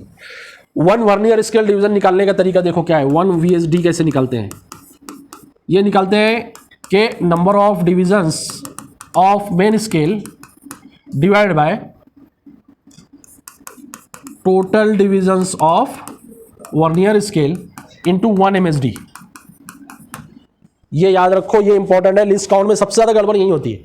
हमको बोला कि अगर n-1 divisions of main scale, ध्यान से सुनो, n-1 divisions of main scale are divided into n divisions of vernier scale, तो n-1 main scale, n of vernier scale. समझ में आया। जनरली थंब रूल याद रखो, ऊपर वाला नीचे वाले से थोड़ा कम रहेगा, ऊपर वाला नीचे वाले से थोड़ा कम रहेगा। तो अगर ये n-1 और n दिया है तो ये रहेगा, और अगर n और n+1 दिया है तो फिर कैसे रहेगा, n+1 किसके लिए रहेगा, फिर नीचे वाले के लिए रहेगा, है ना। ये थंब रूल बता रहा हूं मैं, ऐसा कोई मतलब फार्मूला नहीं है ये, लेकिन ये याद रखो, कम को ज्यादा में डिवाइड करता है कभी भी, है ना, कम को ज्यादा में डिवाइड करता है। और 1 MSD मतलब जो यहां पर रहेगा 1 mm या जो भी रहेगा वो कभी कभी 1 mm के अलावा भी कुछ दे देगा तो वो लेना पड़ेगा यहाँ पर 1 MSD। तो फिर क्या मिल जाएगा हमको, 1 MSD माइनस 1 VSD यहां से मिल जाएगा। ठीक है, समझ में आया। जैसे फॉर एग्जांपल मैंने बोल दिया कि 9 divisions of main scale are converted into 10 divisions of vernier scale, और वर्नियर स्केल का मेन स्केल का 1 डिवीजन 1 mm था, तो ये कितना हो गया, 0.9 हो गया। 1 VSD कितना आ गया, 0.9 आ गया, और 1 MSD कितना था, 1 mm था। ठीक है, तो लीस्ट काउंट कितना हो जाएगा, 1 माइनस 0.9 मतलब कितना, 0.1 mm। समझ में आया, आसान कैलकुलेशन। इसको जनरलाइज कर सकता है तो क्या बोल देगा, इसको n-1 बोल देगा, इसको n बोल देगा, यही है ना ये। अगर ये n लिए तो ये कितना हो जाएगा, n-1 हो जाएगा, 10 और 9। ठीक है, तो ये मेजरमेंट का समझ लो, लिस्ट काउंट का समझ लो। अब आ जाओ जीरो एरर पर। जीरो एरर में देखो क्या है, ये मेन स्केल, ये मेन स्केल का 0 यहां पर, और ये वर्नियर स्केल, वर्नियर स्केल का 0 अगर पीछे रह गया, ये पहला डिवीजन ये पीछे रह गया, ध्यान से सुनो, है ना। वर्नियर स्केल का डिवीजन अगर पीछे रह गया, पहला ये वाला, तो इसमें पॉजिटिव एरर है। कौन सा एरर है, पॉजिटिव एरर। पॉजिटिव एरर मतलब क्या, इंस्ट्रूमेंट क्लोज है और रीडिंग पॉजिटिव दे रहा है, तो पॉजिटिव एरर, है ना।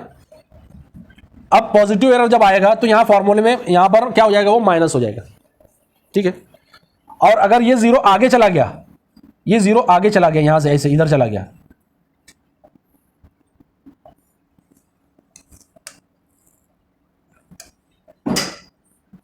ऐसे चला गया ये, तो ये क्या हो जाएगा, ये वाला ये नेगेटिव एरर हो जाएगा।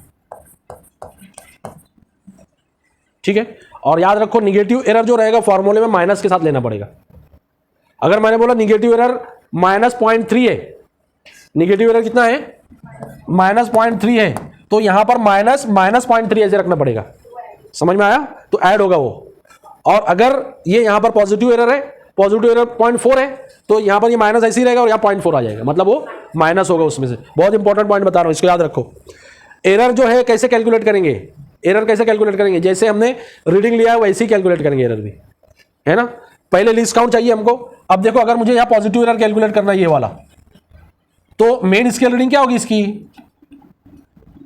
बोलो मेन स्केल रीडिंग क्या होगी, 0। इसके लेफ्ट साइड में 0 है ना। मेन स्केल रीडिंग का मैंने क्या बताया, वर्नियर का जो पहला डिवीजन है उसके लेफ्ट में मेन स्केल का कौन सा डिवीजन है, that is your main scale reading. तो मेन स्केल रीडिंग इसकी कितनी हो गई, 0 होगी। अब यहां पर जो मैच होगा इसका, फॉर एग्जांपल यहां पर छठा मैच हुआ, तो वो क्या हो गया, वर्नियर स्केल रीडिंग होगी 6 तुम्हारी। लीस्ट काउंट में क्या करेंगे, यहां काउंट कर लो, 1 2 3 4 5 6 7 8 9 10 10 है, और कितने को किया है, 9 को किया है, मतलब लीस्ट काउंट कितना हो गया इसका, 0.1 हो गया। 10 और 9 आया, और 1 में मैं 0.1 कर दूं डायरेक्ट आंख बंद करके, है ना। तो फिर इसका जो एरर कितना हो जाएगा, देखो एरर भी वैसे लिख रहे हैं ना जैसे अपन ने यहाँ पर डायमेंशन निकाले थे, मेजरमेंट निकाले थे, एरर भी वैसे कैलकुलेट कर रहे हैं हम लोग। मेन स्केल रीडिंग है 0, वर्नियर स्केल रीडिंग है 6, और ये 0.1, तो एरर कितना हो गया, 0.6। ठीक है, ये वाला है तो प्लस 0.6 एरर हो जाएगा, पॉजिटिव एरर। और अगर ये वाला है तो माइनस हो जाएगा, तरीका वैसे ही रहेगा, इसमें कोई चेंज नहीं है, मेथड में कोई चेंज नहीं है।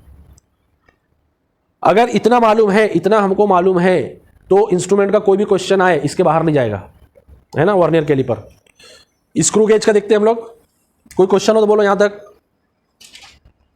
कोई क्वेश्चन नहीं, आगे चलो। स्क्रू गेज,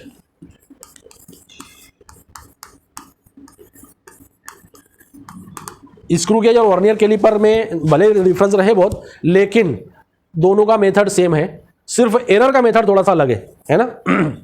लीस्ट काउंट के लिए इसका फॉर्मूला याद रख लो, pitch upon number of divisions on circular scale. ये एक एडिशनल फॉर्मूला आ जाता है इसमें लीस्ट काउंट का, है ना। पिच मतलब क्या, ये पिच पिच है, पिच है ना। पिच मतलब क्या, एडवांसमेंट ऑफ, हाँ, स्क्रू इन 1 रिवॉल्यूशन। एक रिवॉल्यूशन में स्क्रू जितना आगे जाएगा वो क्या रहेगा, पिच रहेगा वो। तो पिच अगर दिया है तो pitch upon number of divisions on circular scale, ये क्या मिल जाएगा हमको, डायरेक्ट लीस्ट काउंट मिल जाएगा।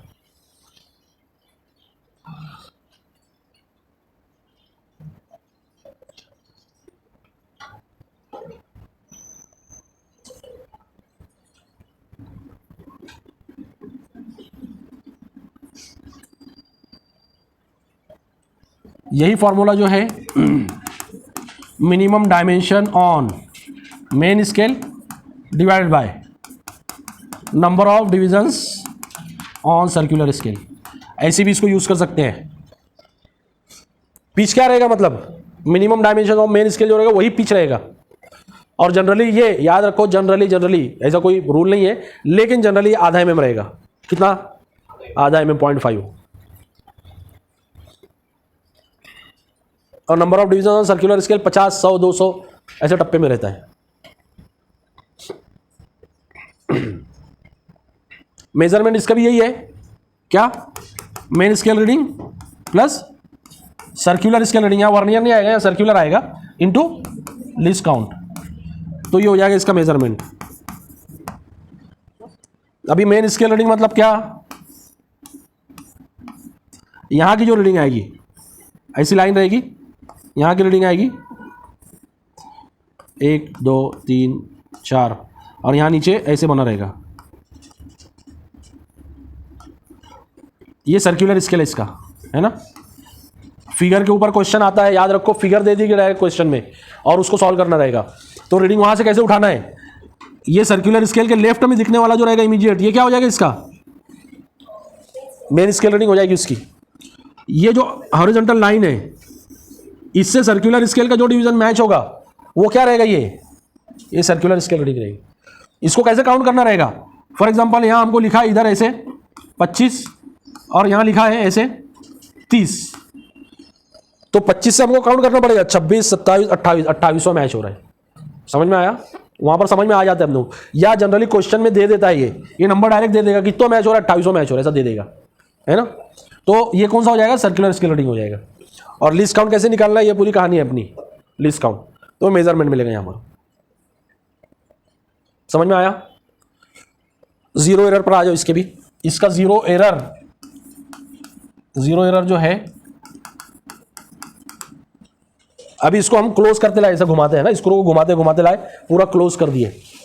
अभी यहां से ये पूरा जीरो के ऊपर आ गया, ये जो है जीरो के ऊपर आ गया ऐसे,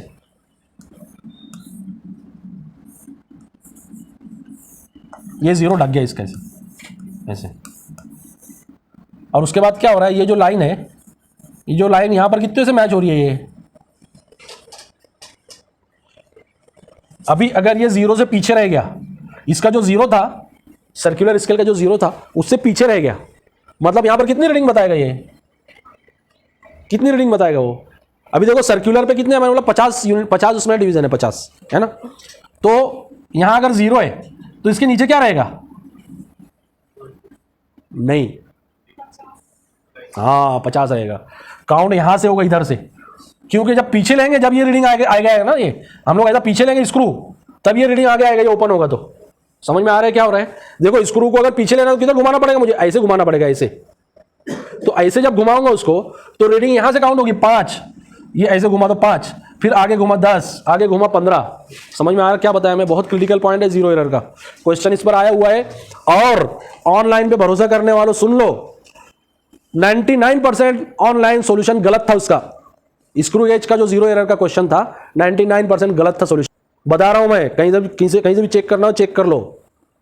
ये जो मैं बताने जा रहा हूं ये इतना क्रिटिकल पॉइंट है, ये किसी बुक में नहीं मिलेगा। क्या जीरो एरर स्क्रू गेज का कैसे काउंट होगा, अगर ये इसमें जीरो नहीं मिल रहा है, ये लाइन पीछे रहेगी, मतलब यहां पर अपने को 5, 10 ऐसे दिख रहा है, 5 दिख रहा है फॉर एग्जांपल, 5 वाला मैच हुआ, मतलब क्या है, ये आगे चला गया है ना, आगे चला गया, इधर रह गया वो, मतलब कौन सा एरर है, अभी पॉजिटिव एरर है।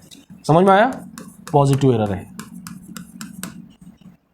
और अगर ये आगे चला गया, मतलब क्या ज्यादा क्लोज हो गया वो, अंदर ज्यादा चला गया वो, मतलब यहां पर कौन सी डिवीजन आएगी, ये 50 से नजदीक वाली आएगी वो, है ना, 35, 40, 45 के आसपास आएगी। तो मैंने बोला अगर यहां पर बोल दिया कि 45 है, नहीं, या कुछ तो भी 25 है फॉर एग्जांपल, 25 है ना, मतलब ये क्या है, आगे जा चुका है, अंदर जा चुका है ये ऐसे, तो एरर कौन सा हो जाएगा, निगेटिव एरर हो रहा है। समझ में आया क्या बताया मैंने, अगर माइक्रोमीटर में ज्यादा डिवीजन यहां पर लिख दिया है, यहां पर ये क्लोज है और यहां पर ज्यादा लिखा है, डिजिट आंकड़ा बड़ा है, तो समझ लो कौन सा एरर है, वो निगेटिव एरर है। निगेटिव एरर है तो क्या होगा, वो मेन रीडिंग में मेजरमेंट में क्या होगा, प्लस होगा ना, वो माइनस माइनस प्लस हो जाएगा। और अगर छोटा नंबर है, 5 है, 7 है, 10 है, ऐसा कुछ है, तो पॉजिटिव एरर हो, याद रहेगा। एकदम 1 मिनट में बता देता हूं मैं, जिसको याद नहीं होगा देख लो, क्या है, density of liquid in the CGS system, unit conversion है ना, सीजीएस सिस्टम में हमको बोल रहा है पॉइंट इतना इतना, मतलब ये क्या हो गया, ये U1 हो गया, ये N1 हो गया। और what is magnitude in SI system, magnitude N2 पूछा है, ये U2 हो गया अपना। तो इसको कैसे लिखेंगे, N1 U1 is equal to N2 U2। N1 हमको दिया है 0.625 और U1 क्या दिया है, ग्राम पर cm क्यूब। N2 पूछा है और U2 एसआई सिस्टम में क्या यूनिट है, क्या इसके यूनिट है डेंसिटी का, kg पर मीटर क्यूब। तो N2 हो जाएगा, kg को हम ग्राम में क्या लिखेंगे, 10⁻3, इसको मीटर को सेंटीमीटर में क्या लिखेंगे, 10⁻2 का क्यूब, सेंटीमीटर क्यूब, ग्राम, यहाँ ग्राम पर cm क्यूब 0.625। ये ग्राम पर cm क्यूब कैंसिल हो गया, N2 मालूम करना है, ये इधर आ जाएगा।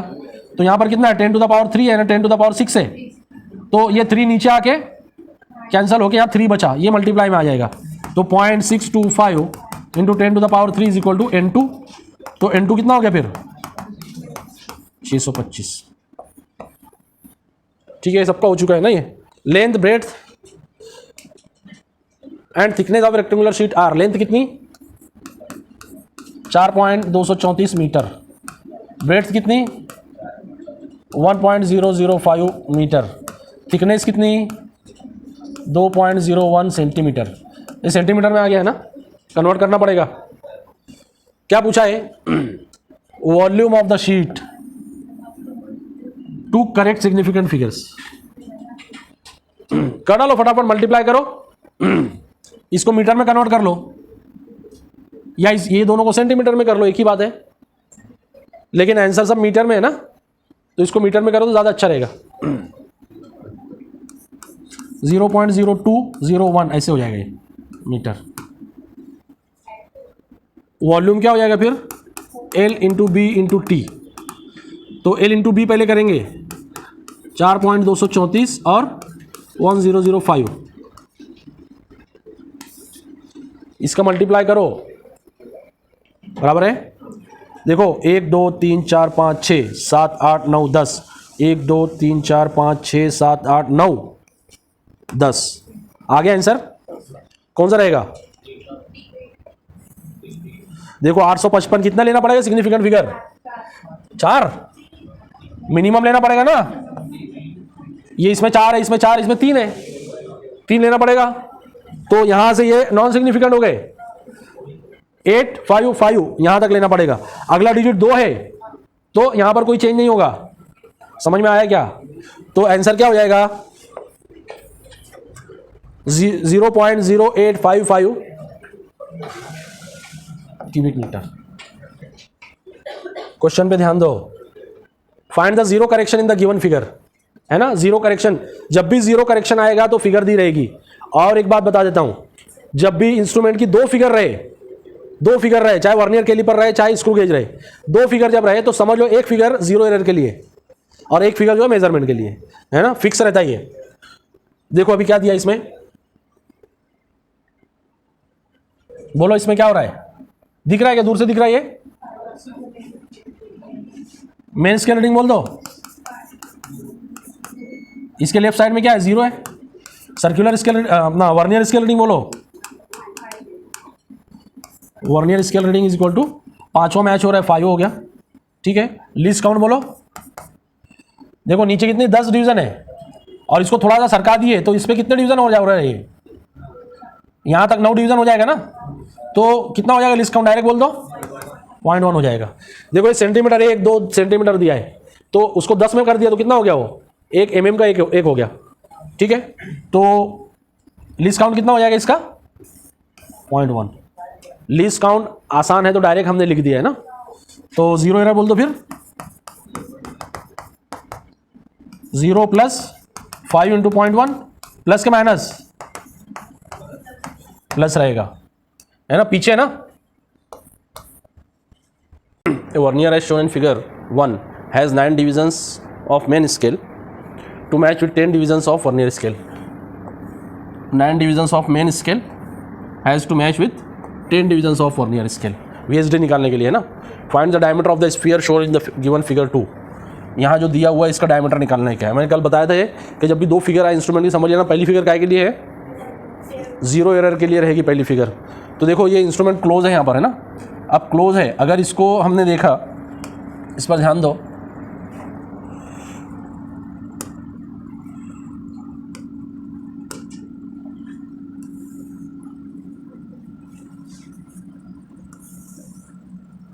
देखो यहां पर जो जा रहा है, ये जो जीरो जा रहा है यहाँ आगे चला जा रहा है ना, यहां चला जा रहा है, ये मेन स्केल से आगे चला जा रहा है, इसका दिख रहा है ये यहां पर, ये तो कौन सा एरर हो गया, ये निगेटिव एरर हो गया पहले तो, ये है ना, इसमें निगेटिव एरर है। अब देखो कौन सी लाइन मैच हो रही है, 1 2 3 4 5 6, छठी लाइन मैच हो रही है। वर्नियर स्केल रीडिंग कितनी आ गई, 6 आ गई, और यहाँ हमको दिया है 9 divisions of main scale to match with 10 divisions of vernier scale, है ना। तो लिस्ट काउंट कैसे निकालेंगे,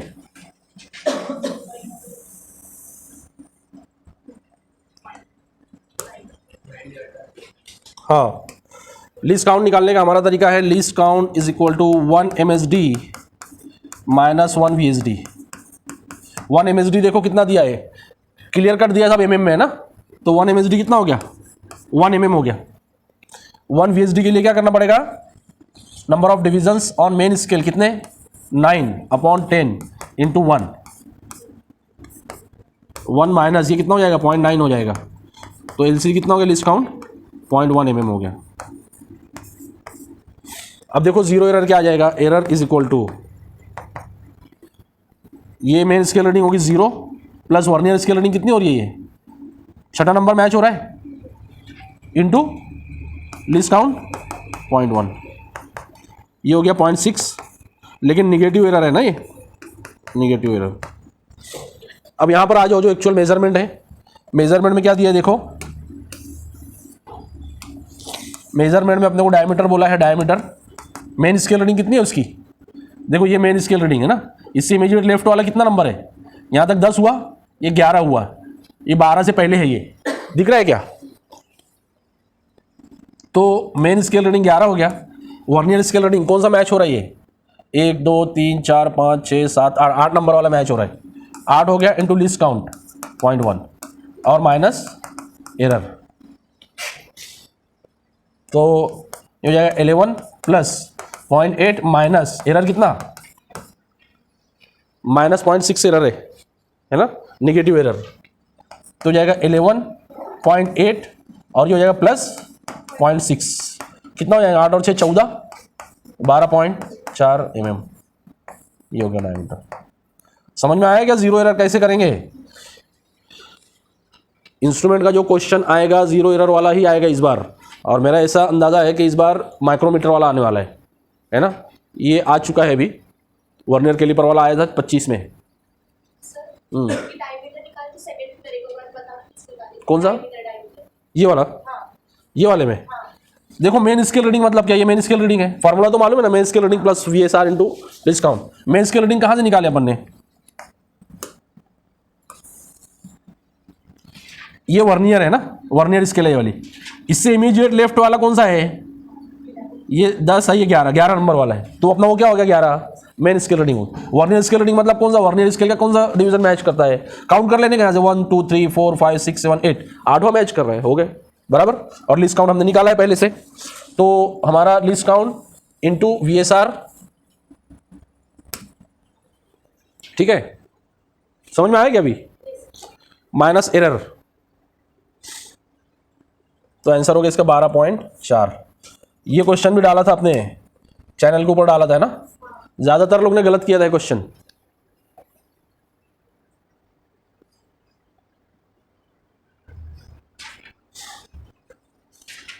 हो गया,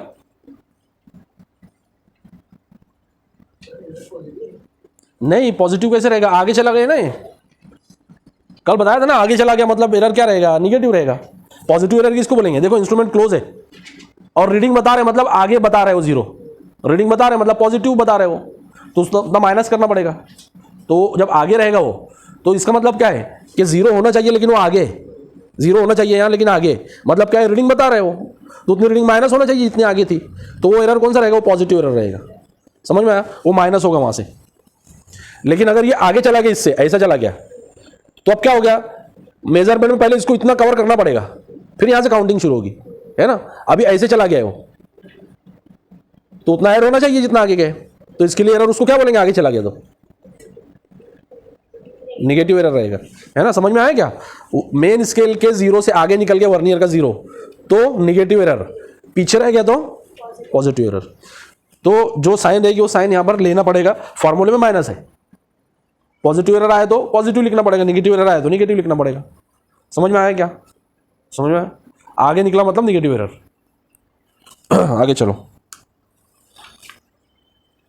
the main scale of a vernier calliper has n divisions पर सेंटीमीटर, n डिविजन्स पर सेंटीमीटर है ना, तो एक डिवीजन कितने का हो गया,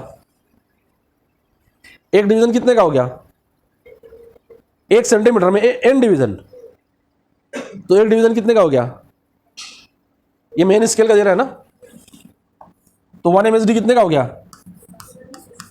हाँ मैंने बोला 1 सेंटीमीटर में 5 डिवीजन, तो एक डिवीजन कितने का हो गया, 1/5 बराबर। 1 सेंटीमीटर में 10 डिवीजन, तो 1 डिवीजन कितने का हो गया? 1/10 है ना। तो वैसे यहां मैंने बोला n डिवीजन, तो 1 डिवीजन कितने का हो गया? 1/n, 1/n। लेकिन सेंटीमीटर है ना ये, centimetre of the vernier scale क्या है? n divisions of vernier scale. देखो क्या दे रहा है? n divisions of vernier scale coincide with n-1 divisions of main scale. ये काय के लिए दिया रहता है? कितने बार बता रहे बना ना, 1 VSD के लिए दिया है वो। तो आपने क्या पूछा है? लीस्ट काउंट पूछा है, लीस्ट काउंट पूछा है। लीस्ट काउंट का फॉर्मूला बोल दो, 1 MSD माइनस 1 VSD। 1 MSD है हमारे पास में, 1/n। 1 VSD क्या रहता है बोलो? Number of divisions of main scale upon total number of divisions on vernier scale. बार बार लिख रहे हैं अपन, फॉर्मूला है ना, इनटू 1 MSD। ये फॉर्मूला है अपना 1 VSD का। तो ये हो जाएगा 1/n number of divisions of main scale. Main scale का कितना डिवीजन लिया है? n-1। और टोटल कितने डिवीजन बनाए वर्नियर स्केल के? n बनाए। और 1 MSD कितना? 1/n। तो देखो क्या हो जा रहा है ये 1/n माइनस ये क्या हो जाएगा? मल्टीप्लाई हो जाएगा दोनों, n-1/n स्क्वायर हो गया। एलसीएम बोल दो, क्या हो जाएगा? n स्क्वायर एलसीएम हो जाएगा। यहाँ n है तो n से मल्टीप्लाई करेंगे, तो ऊपर वाले को भी n से मल्टीप्लाई करेंगे। माइनस यहाँ पर n स्क्वायर है तो यहाँ कुछ करने की जरूरत नहीं, सिर्फ माइनस से ब्रैकेट ओपन हो जाएगा। तो ये माइनस से मल्टीप्लाई कर दो, n+1 हो जाएगा। n-n+ कैंसल, क्या आ गया आंसर? 1/n square. और ये काय में आएगा आंसर? सेंटीमीटर में आएगा।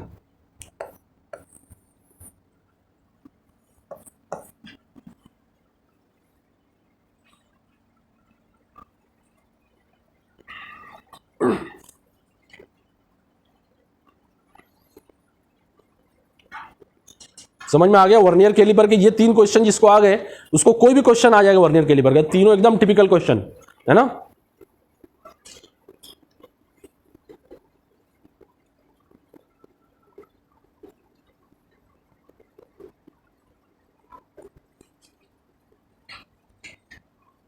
हो गया, चलो आगे। In a vernier calliper n divisions of vernier scale coincide with n-1 divisions of main scale same in which length of one division is 1 mm. The least count of the instrument should be।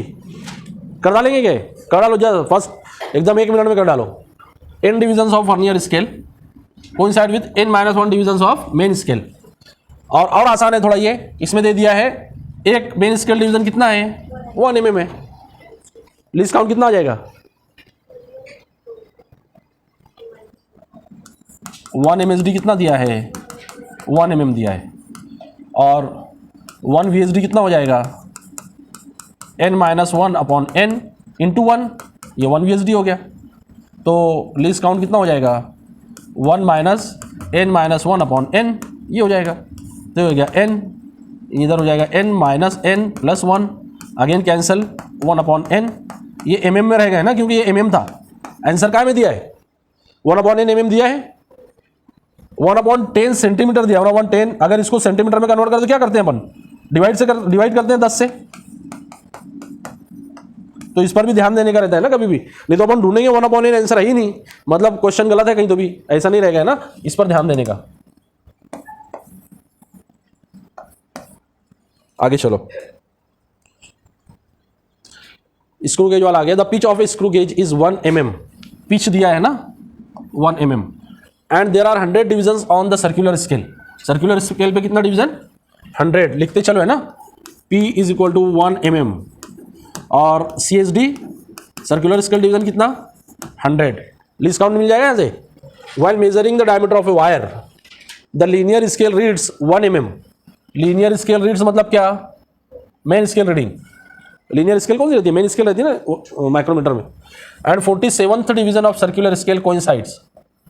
47th division of the circular scale coincides मतलब main scale reading कितनी होगी बोलो? 1 mm। और circular scale reading कितनी होगी? 47 दिया है ना, 47 डिवीजन मैच हो रहा है। अब देखो आगे क्या दे रहा है? The length of wire is 5.6 centimetre. Length दिया है 5.6 centimetre, find the wires curve surface area, diameter नहीं पूछा है ना, क्या पूछा है, हाँ wires curve surface area in centimetre square in appropriate number of significant figures. मतलब ये क्वेश्चन दो कंसेप्ट एक साथ कर दिया है, माइक्रोमीटर का भी कर दिया है और सिग्निफिकेंट फिगर का भी कर दिया है।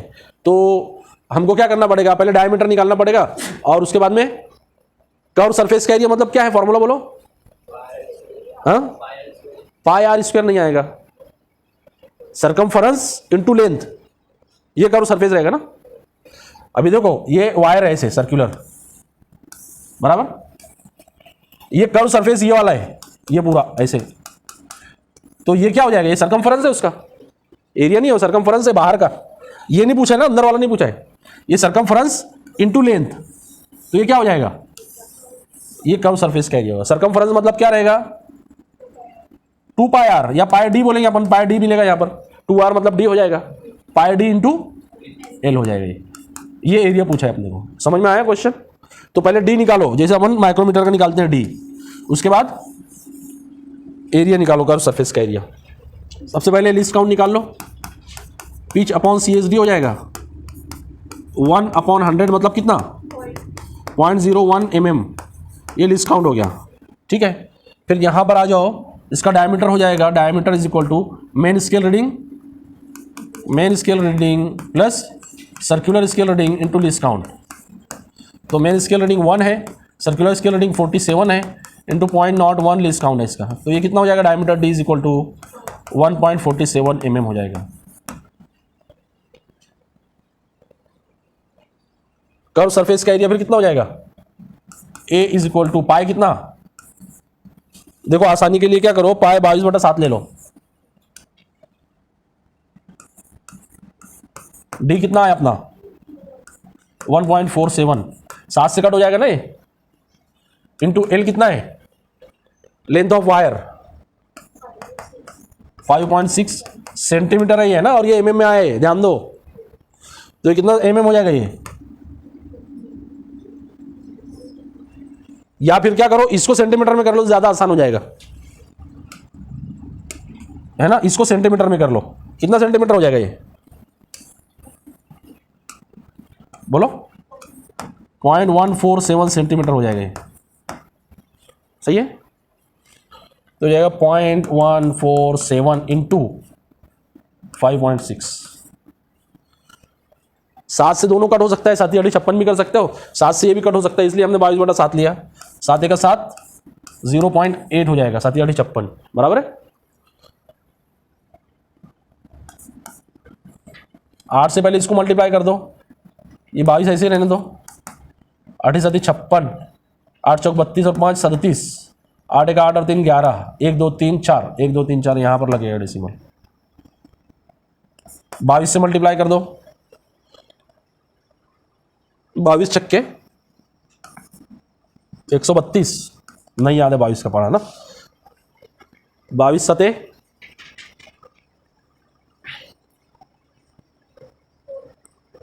144, 154 और 3 57 और 10 67, 167, 22 का 22 और 16 38, 22 का 22 और 3 25, 1 2 3 4, 1 2 3 4, 2.58। आंसर बोलो क्या रहेगा इसका, हाँ सिग्निफिकेंट फिगर कितनी लेना पड़ेगा वो बताओ पहले, हाँ बोलो 2, क्यों 2 क्यों लेना पड़ेगा, हाँ मिनिमम में, कौन सा मिनिमम में, हाँ यहाँ पर भी 2 है, देखो यहाँ पर भी 2 है और यहाँ पर भी 2 सिग्निफिकेंट फिगर है, 1.0 बोल रहा है ना, तो 2 सिग्निफिकेंट फिगर है, डेसिमल के बाद वाला 0, अगर ये 1 से बड़ा है, डेसिमल के बाद वाला 0 सिग्निफिकेंट रहता है, तो 2 सिग्निफिकेंट फिगर है, तो हमको यहाँ 2 सिग्निफिकेंट फिगर तक लेना पड़ेगा, मतलब हमको कितना लेना पड़ेगा, ये दोनों लेना पड़ेगा, लेकिन तीसरी डिजिट जो है 5 से ज़्यादा है, तो फिर प्रीवियस वाला हाँ 1 बढ़ जाएगा, तो ये कितना हो जाएगा 2.6 सेंटीमीटर स्क्वायर। समझ में आया, 2 क्वेश्चन एक साथ है क्वेश्चन में। The following readings when used to measure the diameter of a wire. Main scale reading 0, main scale reading कितना बोल रहा है सर्कुलर स्केल रीडिंग कितना 52 divisions. Given that 1 mm of the main scale correspond to 100 divisions of the circular scale, the diameter of the wire from the above data is. कर डालो जल्दी से, 1 minute का भी नहीं है क्वेश्चन।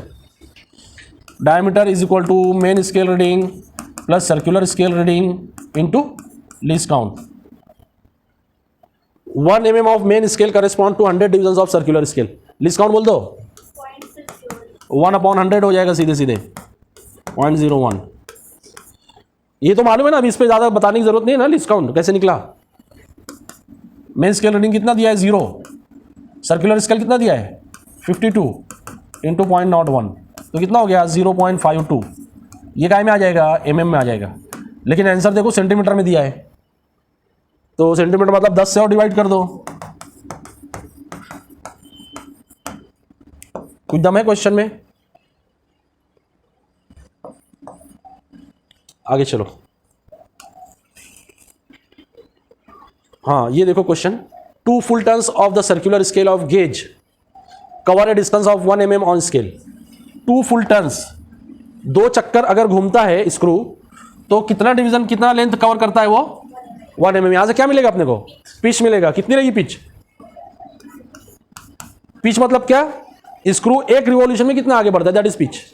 तो यहां पर 2 रिवॉल्यूशन में 1 mm आगे बढ़ रहा है, तो एक रिवॉल्यूशन में 0.5 mm, तो पिच होगी 0.5 mm। ठीक है। Total number of division on circular scale CSR कितना हो गया 50। लिस्ट काउंट आ जाएगा यहां से। Further it is found that screw gauge has a zero error of, zero error कितना है -0.03 mm while measuring the diameter of a thin wire। A student notes the main scale reading of 3 mm। Main scale reading कितना, number of circular scale division in line with कितना 35। तो main scale reading 3 mm, circular scale reading बोल दो 35। और यहां पर zero error भी है ना, जीरो एरर कितना है -0.03 है। तो पहले लिस्ट काउंट निकाल लो। Pitch upon circular scale reading 0.5/50 कितना हो जाएगा बोलो।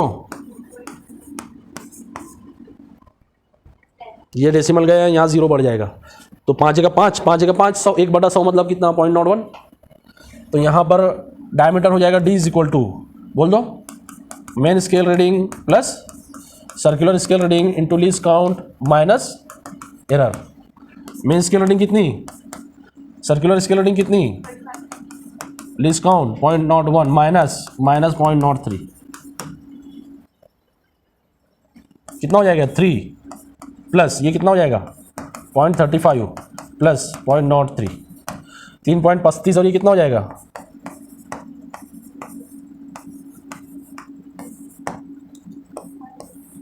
है क्या 3.38। देखो ये क्वेश्चन भी चैनल पे डाला था अपन ने। Z इज इक्वल टू क्या दिया है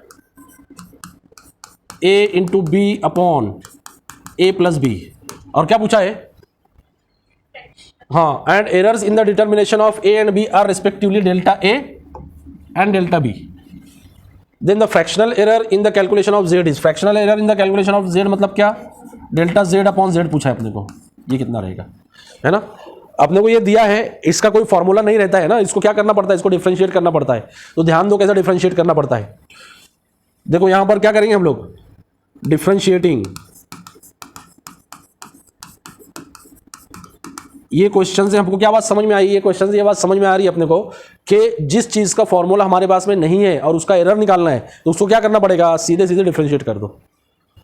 देखो ये क्या हो जाएगा dz इज इक्वल टू, यहां पर क्या हो जाएगा x अपॉन वाई का फॉर्मूला लगेगा, है ना। x upon y differentiate derivative क्या आता है, y derivative of x minus x derivative of y upon y square, है ना, ये आता है फॉर्मूला। तो ये हो जाएगा y मतलब क्या, a plus b derivative of a into b minus a into b derivative of a plus B upon a plus b bracket square.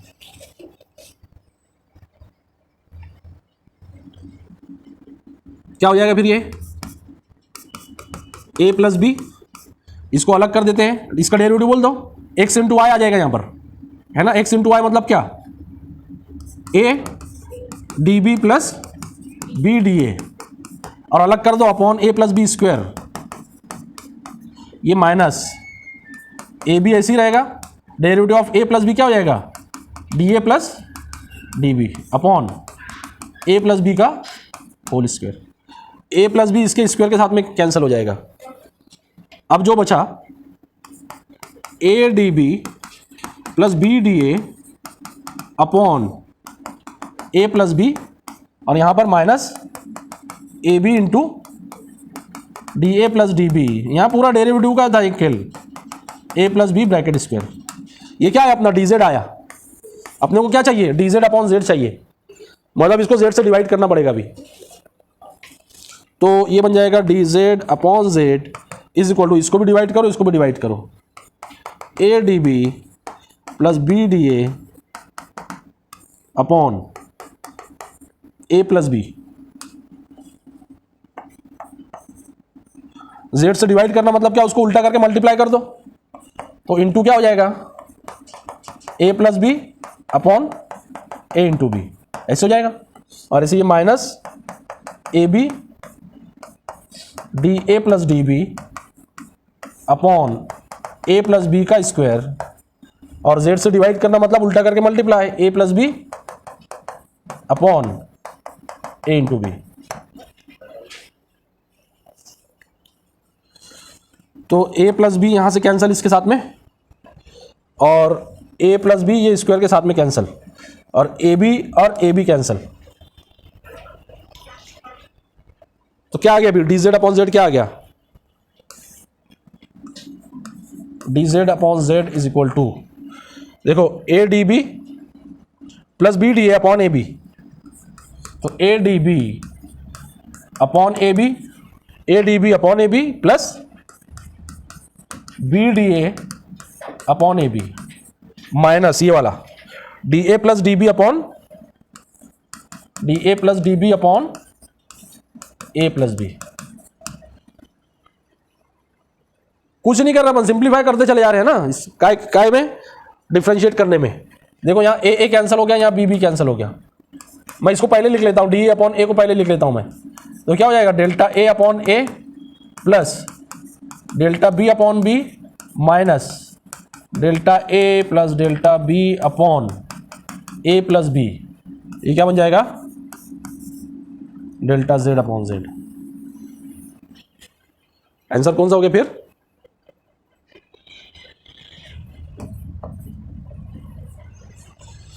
मैंने बोला था एरर में सिर्फ एक जगह निगेटिव आता है, और वो यही क्वेश्चन है वो। ये एक सिंगल चीज है जहां पर एरर निगेटिव आता है, ये निगेटिव आ रहे हैं ना, नहीं तो एरर के फॉर्मूले में निगेटिव कहीं नहीं आता है।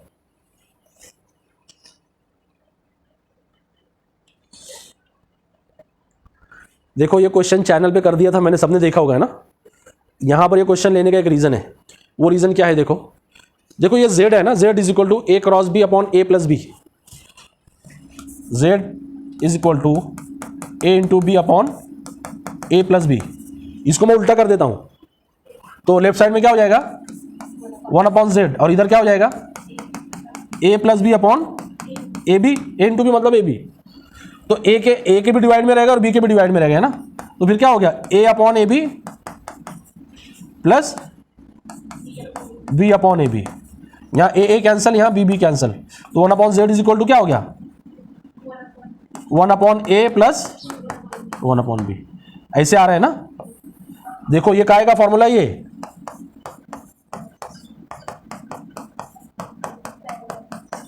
है ना, पैरेलल रेजिस्टेंस का इक्विवेलेंट रेजिस्टेंस हम लोग निकालते हैं, उसका फॉर्मूला है वो। तो अगर पैरेलल रेजिस्टेंस दिया है, इक्विवेलेंट बोला है, डायरेक्ट ये फॉर्मूला अप्लाई कर दो, है ना, हर बार निकालने की जरूरत नहीं पड़ेगी, क्योंकि इसका इक्विवेलेंट ऐसे ही आता है, R equivalent is equal to क्या आ जाता है, R1 into R2 upon R1 plus R2, ऐसे आता है वो। ठीक है, एक चीज। और दूसरा, इसका हमने जब क्वेश्चन किए थे, अगर याद होगा रेगुलर में, तो इसका आंसर क्या आया था, हाँ इसका आंसर आया था delta R equivalent upon R equivalent square is equal to delta R1 upon R1 square plus delta R2 upon R2 square. ये आंसर आया था, है ना। अब हमको delta R equivalent upon R equivalent निकालना पड़ेगा। अगर फ्रैक्शनल एरर बोले तो जैसे जेड है तो यहां से आर इक्विवेलेंट एक निकल जाएगा, वो कहां जाएगा, इधर आके मल्टीप्लाई हो जाएगा। तो ये क्या बनेगा फाइनल, ये फाइनल बनेगा delta R equivalent upon R equivalent is equal to R equivalent into delta R one upon R one square plus delta R two upon R two square. तो ये दो फॉर्मूले यहां पर आए, एक ये वाला और एक ये वाला, दोनों फॉर्मूले सेम है, आंसर दोनों फॉर्मूले से एक ही आएगा। करके देखना, कोई क्वेश्चन R1 और R2 वाला क्वेश्चन दिया होगा अगर, तो दोनों फॉर्मूले से करके देखने का उसको घर पे जाने के बाद में, है ना, दोनों से आंसर एक ही आएगा। एग्जाम में मैं बता दे रहा हूं, एग्जाम में कोई भी यूज कर सकते हो, नीचे वाला भी यूज कर सकते हो, ऊपर वाला भी यूज कर सकते हो। आसान ऊपर वाला है, लेकिन क्यों, स्क्वायर नहीं है उसमें, यहां नीचे स्क्वायर है। अगर 100 ओम दे दिया है, 150 ओम दे दिया तो 100 का स्क्वायर 150 का स्क्वायर ऐसे हो जाता है, वो मतलब वो डिजिट बहुत बड़ा हो जाएगा। समझ में आया? इतना पार्ट बताने के लिए क्वेश्चन फिर से कराया मैंने भी, तो ये ध्यान रखो, अगर क्वेश्चन ऐसे आ जाता है तो उस पर ध्यान देने का, उसको उल्टा कर दिया अगर तो ये शक्ल में चले जाएगा क्या। अगर ये शक्ल में जा रहा है तो समझ लो चाहे ये यूज करो चाहे ये यूज करो, एक ही बात है दोनों।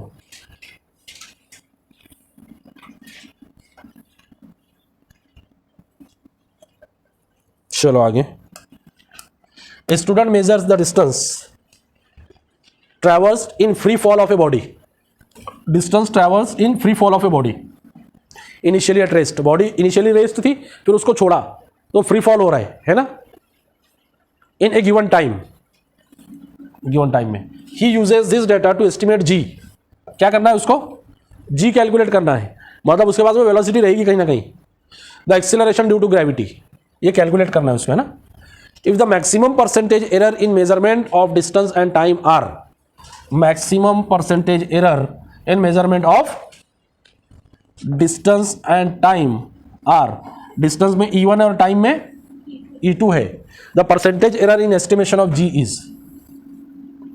क्वेश्चन समझ में आया क्या है, सीधा सीधा ये बोल रहा है कि जी जो है डिस्टेंस और टाइम पे डिपेंड है ना, जी काय पे डिपेंड है, डिस्टेंस और टाइम पर डिपेंड है, और डिस्टेंस का एरर E1 है और टाइम का एरर E2 है, तो जी का एरर कितना रहेगा, ये क्वेश्चन है। अगर हमको फॉर्मूला डायरेक्ट यूज कर पाए हम लोग फ्री फॉल वाला, तो ये क्वेश्चन बहुत ईजी है, कुछ लिखने की भी जरूरत नहीं पड़ेगी हमको। लेकिन अगर हमको नहीं जम रहा है, हमने सोचा कि अरे हाँ चलो सर ने बताया था कि डिपेंडेंट वाला कौन सा है, तो वो फार्मूला प्रोपोर्शनल वाला यूज कर लो, तो वो भी यूज कर सकते हैं फार्मूला। यहाँ पर देखो कैसे आएगा वो, हम लिख दिए G is proportional to distance, vertical as लेते हैं अपन, और टाइम टी, इसका पावर ए इसका पावर बी, बराबर है। तो ये क्या हो जाएगा फिर, जी तोड़ दो इसको, मीटर पर सेकंड स्क्वायर है ये, एच डिस्टेंस मतलब काय में आएगा, मीटर में आएगा, मीटर का पावर कितना हो गया ए, और ये सेकंड का पावर बी। तो देखो यहां पर मीटर का पावर कितना है, यहां पर 1 और सेकंड का पावर -2 है, यहां मीटर का पावर कितना, सेकंड का पावर कितना बी, तो ए कितना हो गया, बी कितना हो गया -2, यहां पुट कर दो, G is proportional to H raise to A मतलब 1 और टी रेज टू -2 मतलब क्या,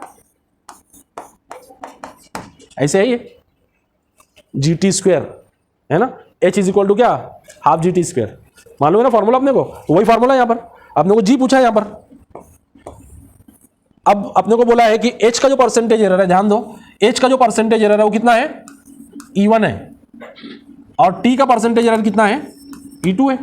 तो फिर जी का परसेंटेज एरर कितना हो जाएगा, परसेंटेज एरर निकालने का बोल दो, कैसे निकालते हैं, परसेंटेज एरर इन जी, ये क्या रहेगा, डेल्टा जी अपॉन जी इंटू 100 रहता है ये, तो इज इक्वल टू क्या हो जाएगा यहां पर बोलो, यहां देख के, delta h upon h into 100, आगे plus 2 delta T upon T into 100, ऐसे, बराबर। ये पूछा है अपने को, ये दोनों दिया है, delta h upon h into 100 क्या दिया है,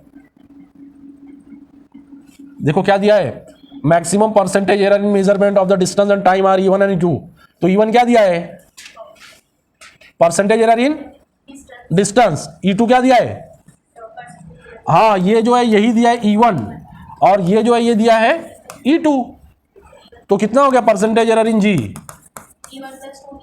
E1 प्लस ये 2 है E2, खत्म। अगर हमने फॉर्मूला यूज कर लिया फ्री फॉल वाला, इतना तामझाम करने की जरूरत नहीं है। फ्री फॉल बोल रहा है ना, और इनिशियल वेलोसिटी 0 है, मतलब क्या करना पड़ेगा, कौन सा formula, h is equal to ut plus half GT²। देखो इनिशियली एट रेस्ट, मतलब u क्या हो गया, 0 हो गया, ये पूरा 0 हो गया, तो h इज इक्वल टू क्या हो गया, हाफ GT²। हमको g चाहिए, तो g इज इक्वल टू क्या हो जाएगा यहाँ पर, 2h अपॉन T²। 2 तो काउंट नहीं होता इसमें, वही आया h upon T²। Time interval measured by clock given the following readings. 5 reading दे दिया है, 1.25 second, 1.24 second, 1.27, 1.21, 1.28। What is the percentage relative error of the observation. Percentage relative error बताया था मैंने, कैसे करते हैं इसे, मल्टीपल रीडिंग दे दी तो कैसे करते हैं, मीन निकालेंगे, फिर सब में से मीन माइनस करते जाएंगे, तो क्या मिलेगा, सबका एब्सोल्यूट एरर मिलेगा। सब एब्सोल्यूट एरर का मीन निकाल लेंगे तो मीन एब्सोल्यूट एरर मिलेगा। Mean absolute error divide by mean into 100 करो फट से, एकदम 1 मिनट में होना चाहिए।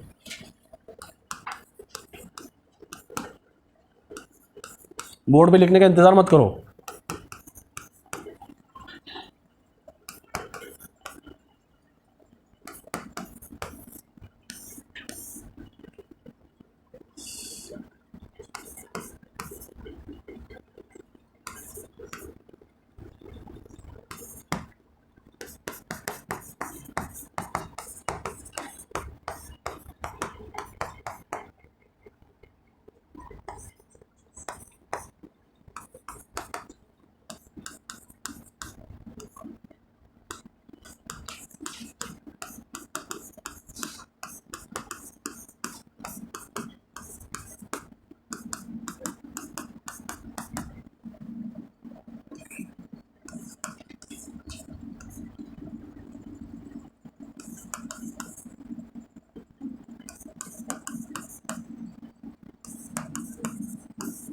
यहां पर इंपॉर्टेंट क्रिटिकल पॉइंट एक याद रखो, ये माइनस कंसीडर नहीं करते कहीं पर, हाँ माइनस कंसीडर नहीं करते एरर में, तो फिर क्या हो जाएगा ये,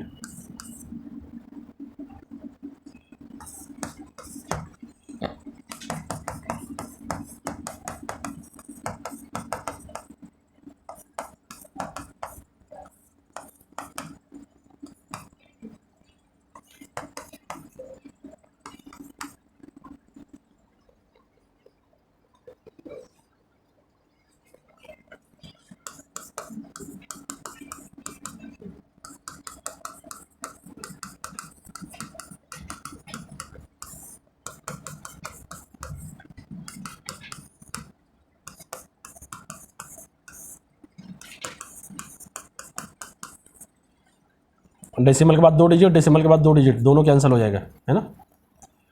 ये हो जाएगा 200 बटा 125,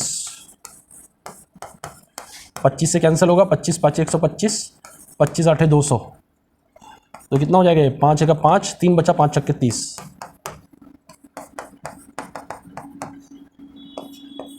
1.6% है। और ये क्वेश्चन थोड़ा अलग स्टाइल का, देखो क्वेश्चन क्या है। A small steel ball of radius r is allowed to fall under gravity through a column of a viscous liquid of coefficient of viscosity eta। Liquid का कॉलम ऐसे और स्टील बॉल है r, उसका radius है, उसको उसके अंदर छोड़ दिया है ना, और नीचे गिर रहा है वो freely. After some time the velocity of the ball attains a constant value known as terminal velocity vt। हमने पढ़ा है ये सब, है ना, ये सब फॉर्मूला डिराइव किया हमने, कुछ याद है क्या, कौन से चैप्टर का क्वेश्चन है ये,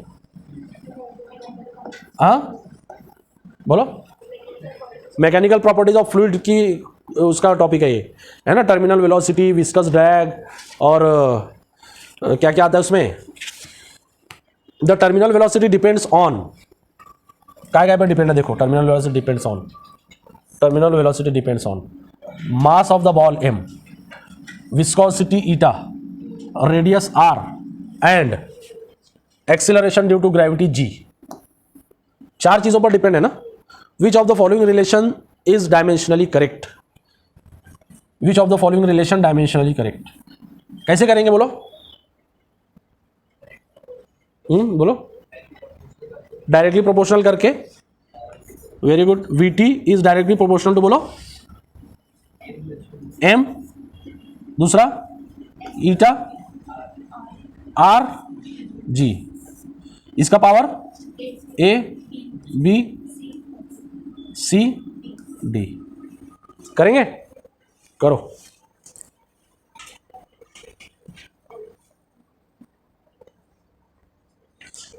वीटी वेलोसिटी है ना, ईटा का यूनिट मालूम है विस्कोसिटी का, न्यूटन सेकंड पर मीटर स्क्वायर। ईटा का यूनिट क्या है, न्यूटन सेकंड पर मीटर स्क्वायर। रेडियस का जी का और एम का तो मालूम है ना। सी डी की वैल्यू आएगी नहीं, पहली बात ए बी सी डी की वैल्यू आएगी नहीं। क्यों नहीं आएगी बताओ, सबकी गाड़ी अटकी हुई है ना, गाड़ी अटकी हुई है क्या ए बी सी डी की वैल्यू में, क्यों अटकी हुई है बताओ? क्यों अटकी हुई है? देखो क्यों अटकी हुई है, मैं बताता यहां पर। ये वेलोसिटी है इधर बराबर, यहां पर वेलोसिटी मतलब एल रेस टू 1 और m raise to 0 t raise to -1। यहां पर कितने वेरिएबल है, 3 है, और यहां पर कितने हैं, 4 है। आंसर कैसे क्या आएगा? ए के बराबर किसको करेंगे, एम को कर देंगे बराबर। यहां बी के बराबर किसको करेंगे, हाँ ठीक है, तोड़ेंगे इसको बराबर, केजी में जाएगा ये, है ना। केजी यहां से अलग कर देंगे तो केजी का पावर यहां बी भी आएगा, यहां ए भी आएगा बराबर। इक्वेशन कितनी आ रही हो बताओ? 3 इक्वेशन आ रही है ना। कितने आना चाहिए, 4 आना चाहिए, 4 वेरिएबल है तो, और इक्वेशन 3 ही आएगी ना, क्योंकि लेफ्ट साइड में 3 ही इक्वल है। तो कैसे का सॉल्व होगा, जितने वेरिएबल उतनी इक्वेशन चाहिए सॉल्व होने के लिए। समझ में आया? तो जो मैं बोल रहा हूं क्वेश्चन इंपॉर्टेंट है, ये इसलिए इंपॉर्टेंट है कि अगर ऐसा क्वेश्चन आता है कि जिसमें डिपेंडेंट जो बोल रहा है 4 वेरिएबल है, तो वहां समझ लो कहीं ना कहीं 2 वेरिएबल मर्ज होगा। समझ में आया क्या बताया मैंने? 2 वेरिएबल मर्ज होगा। जैसे एम और जी को अगर मर्ज कर दिया, एम जी मिलकर क्या बनता है, अरे एम जी मिलकर एक्सेलरेशन बनता है, फोर्स बनता है ना, एम जी मिलकर फोर्स बनता है, वेट बनता है। तो हमने अगर इसको ऐसे लिखे v t proportional to f eta r, चलेगा? अब होगा सॉल्व ये। समझ में आया?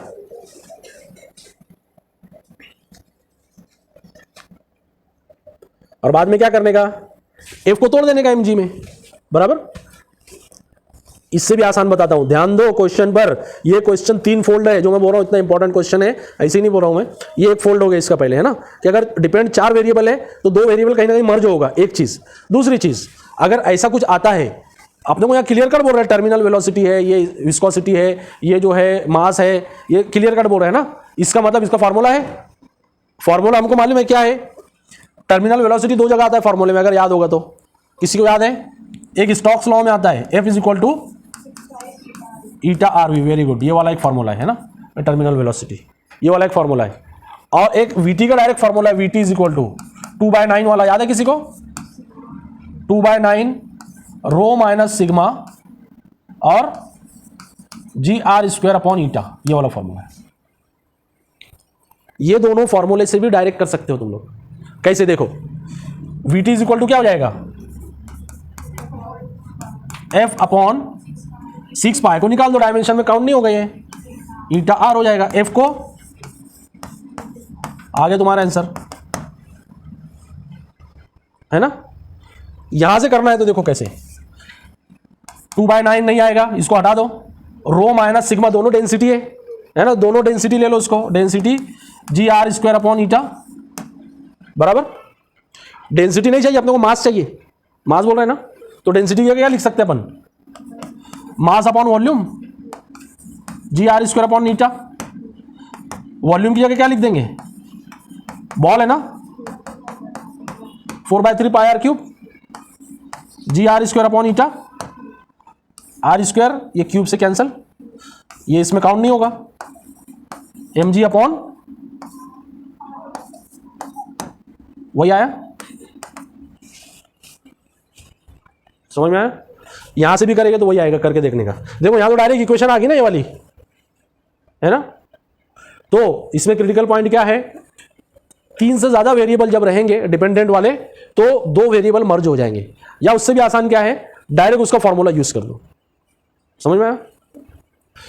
A quantity is defined x is equal to epsilon naught l v upon t, where epsilon naught permittivity of free space, l length, v potential difference, t time, which physical quantity has the same dimension as x। x का dimension किसके बराबर रहेगा, ऐसे question आ रहा है। इस type के question ज्यादा आ रहे हैं भी है ना, कि ये किसके बराबर रहेगा। ऐसा नहीं पूछेगा इसका डायमेंशन क्या है, इसका डायमेंशन किसके बराबर रहेगा, मतलब ये नीचे जो है इसका भी हमको मालूम रहना चाहिए।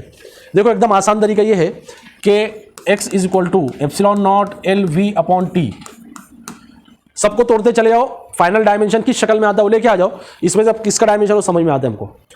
इलेक्ट्रिकल क्वांटिटी का याद रखो, इलेक्ट्रिकल क्वांटिटी के डायमेंशन में कॉम्प्लिकेशन आता है थोड़ा, है ना। उसमें एकदम आसान ये याद रख लो, वोल्टेज जब भी आएगा वी पोटेंशियल डिफरेंस, चाहे इसको वोल्टेज बोलो, पोटेंशियल डिफरेंस बोलो या पोटेंशियल बोलो, उसका यूनिट सबका एक ही रहता है। वी का यूनिट क्या रहता है, पोटेंशियल या पोटेंशियल डिफरेंस क्या रहता है, potential energy per unit charge, है ना। तो जूल पर कूलम इसका यूनिट, ये याद रख लो। इलेक्ट्रिक का जो भी आएगा डायमेंशन वाला, उसमें कहीं ना कहीं वी की दखल रहता है उसमें, है ना। तो ये वी हो जाएगा जूल पर कूलम। बाकी एल मालूम है लेंथ है, टी मालूम है टाइम है, सेकंड है, और मीटर हो जाएगा। एप्सिलॉन नॉट एक ही फॉर्मूले में अपना मेन आता है, कहां पर, एफ वाले फॉर्मूले में, है ना। तो वहां से एप्सिलॉन की यूनिट क्या हो जाएगी, एप्सिलॉन नॉट की क्यू स्क्वायर अपॉन क्या आ जाता है वो, एफ आर स्क्वायर आ जाता है वो, है ना। 4 पाई को अपन नहीं लेते, तो ये एक प्रोपोर्शन कर दो इसको। तो इसका यूनिट क्या हो जाएगा फिर, एप्सिलॉन नॉट का coulomb square upon newton metre square. कर दो फटाफट, करो जल्दी और बताओ किसके बराबर आता है वो, coulomb square upon newton metre square. ये हो गया, एल का हो गया मीटर, ये हो गया जूल पर कूलम। उसको तोड़ देता हूं मैं, जूल पर कूलम को, जूल मतलब क्या, न्यूटन मीटर, और टाइम भी है सेकंड।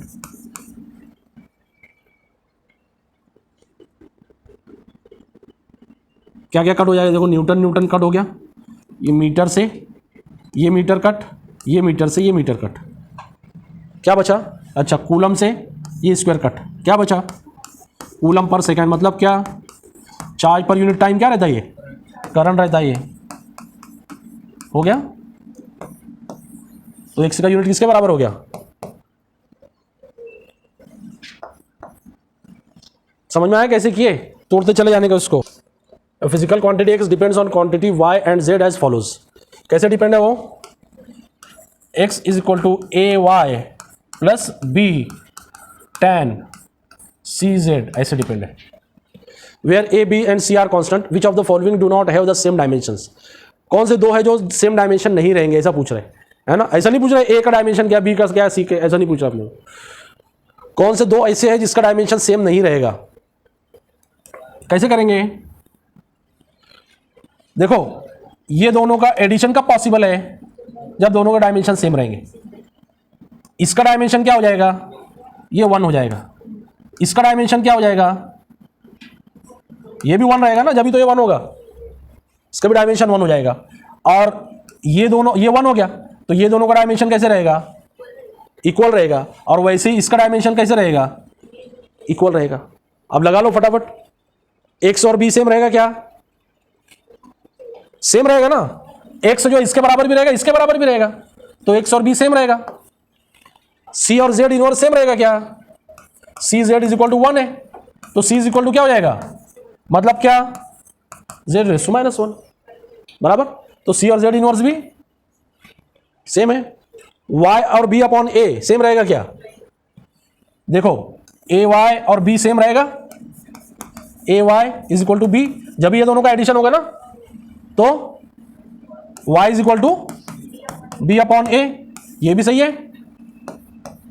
फिर x और a का सेम रहेगा क्या, x और a का सेम नहीं रहेगा, x और a y का सेम रहेगा, है ना। तो ये इसका डायमेंशन दोनों का मैच नहीं होगा, तो आंसर क्या हो जाएगा, समझ में आया कैसा क्वेश्चन है ये, इंपॉर्टेंट मार्क करो इसको भी।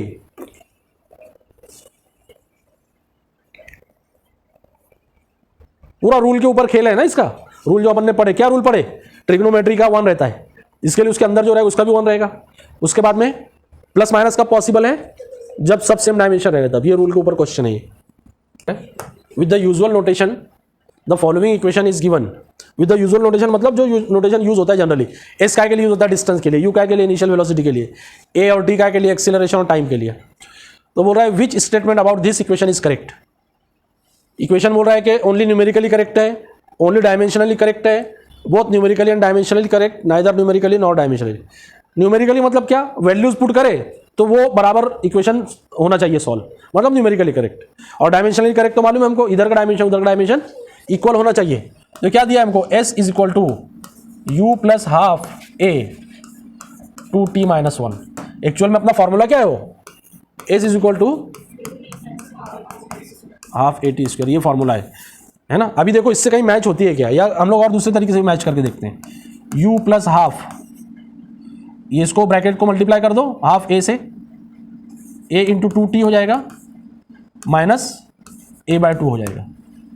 ये टू टू कैंसिल हो गया, क्या है ये u plus A T minus A by two.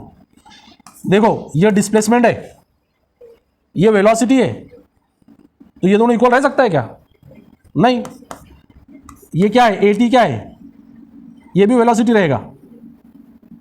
A T क्या है, मीटर पर सेकंड स्क्वायर इंटू सेकंड, ये इससे कैंसिल, क्या है ये, मतलब ये भी क्या है, वेलोसिटी है, ये वेलोसिटी है। ये दोनों का एडिशन तो पॉसिबल है, लेकिन ये क्या है, ये इसका माइनस पॉसिबल है नहीं है, ये पॉसिबल नहीं है। और ये डिस्प्लेसमेंट के बराबर नहीं हो सकता, ये एक्सीलरेशन भी बराबर नहीं हो सकता, वेलोसिटी भी बराबर नहीं हो सकता। तो ये डायमेंशनली करेक्ट है क्या, नहीं है करेक्ट। और डायमेंशनली करेक्ट नहीं है तो एक्सीलरेशन से ये सॉल्व होगा क्या, नहीं। फिर आंसर क्या हो गया इसका, पूछने का तरीका देखो है ना, क्वेश्चन कैसे है, अलग तरीके से। Dimensions of integration between u and v m v d v is, अजीब व गरीब क्वेश्चन है ना, अजीब तरीके से पूछा ये। मतलब किसका डायमेंशन पूछ रहा है ये, u से v का इंटीग्रेशन करना है, किसको, एम वी डी वी को करना है। ऐसा क्वेश्चन भी आ सकता है ना, मार्क करो इंपॉर्टेंट उसको भी। तो इसको क्या करना पड़ेगा, क्या करना पड़ेगा, पहले इंटीग्रेट कर दो, जो फाइनल आएगा उसका डायमेंशन पूछा है वो। तो ये क्या आ जाएगा इंटीग्रेशन इसका, m कांस्टेंट बाहर आ जाएगा, v डी वी का इंटीग्रेशन होगा बिटवीन u टू v, तो m ऐसी रहेगा, v का इंटीग्रेशन क्या हो जाएगा, v स्क्वायर बाय टू हो जाएगा, कहाँ से कहाँ तक, u से v तक। तो ये हाफ भी इधर आ जाएगा, हाफ m ऐसे आ जाएगा, अंदर क्या बचेगा, v square minus upper limit minus lower limit. तो ये क्या बना फिर, half m v square minus half m u square. काय का फॉर्मूला है ये,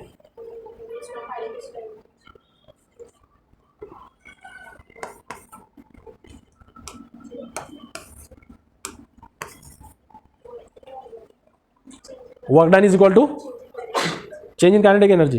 क्या है वो, वर्क एनर्जी प्रिंसिपल है ना।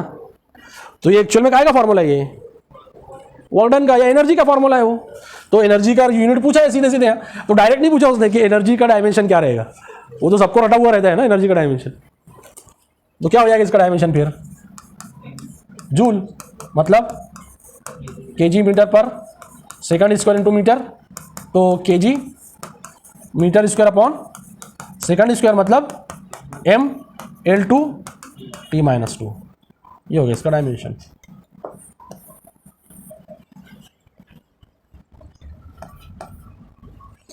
बस करते हैं।